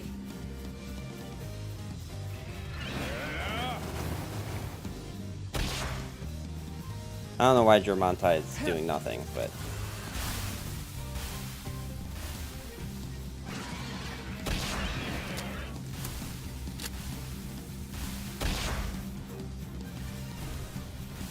I'm glad I walked out of that.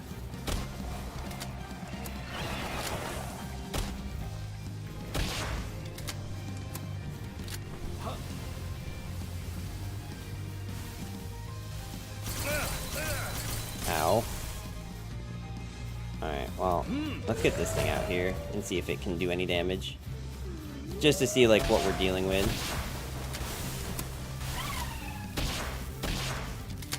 I think I might just, like, honestly, it might just make the most sense just to catch a second Jormontide and just have both of them in this fight. Because this thing, like, because it seemed like it was doing a ton of damage. Oh, God.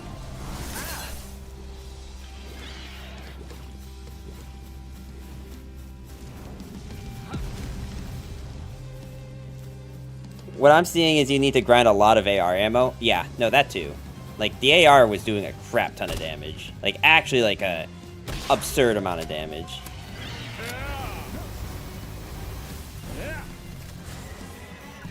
Alright. I mean, grind AR ammo and just get more Germontides. Because this thing was melting him when it was actually choosing to fight.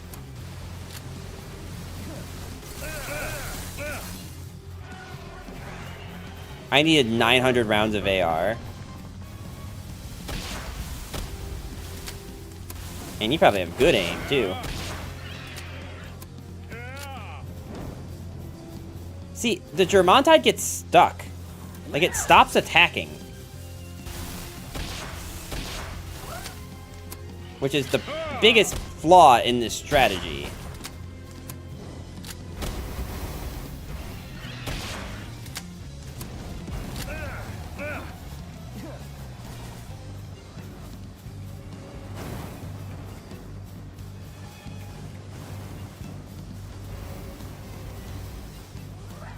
Dude, I really hope I don't die.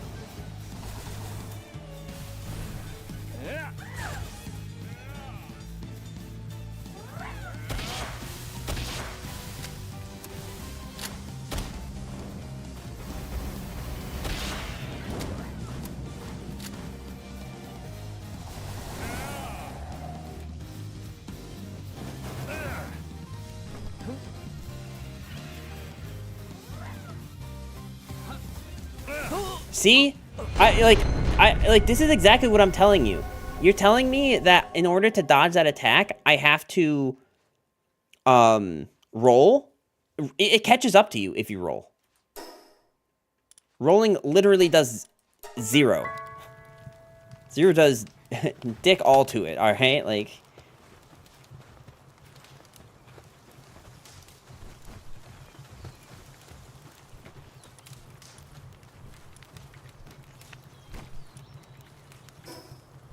It's roll plus glide? But how do you roll into a glide? I don't understand.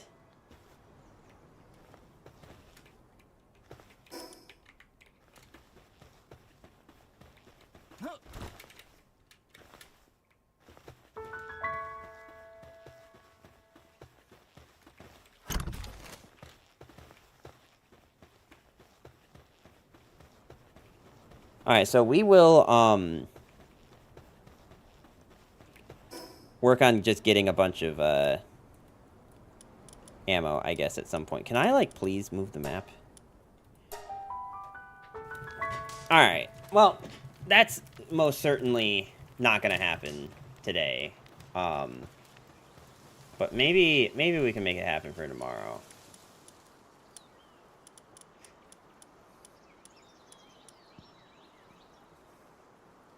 Rip the ammo? It's okay.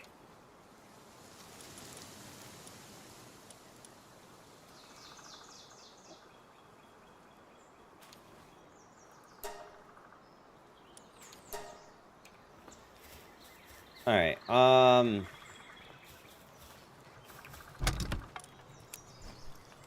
then I guess I'm just gonna call it here, then.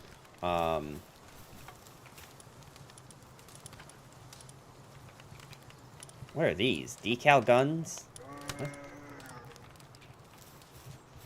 Alright, well, anyway, oh god, this, how many Robin Quills do I have? Why are you, like, so injured?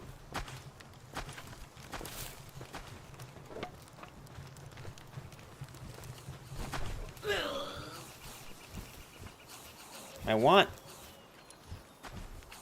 Alright, well, you know what? Whatever. You can just die for all I care. Anyway, I'm gonna end stream now before I get frustrated. Thank you so much to everyone who came out here. I do very much appreciate all of you. Even thank you to those who stuck around for the beginning Yu-Gi-Oh segment. And yeah, I will see you guys again tomorrow, around the same time, 11 p.m., 7 p.m. to 11 p.m. Eastern. And yeah, have a good night.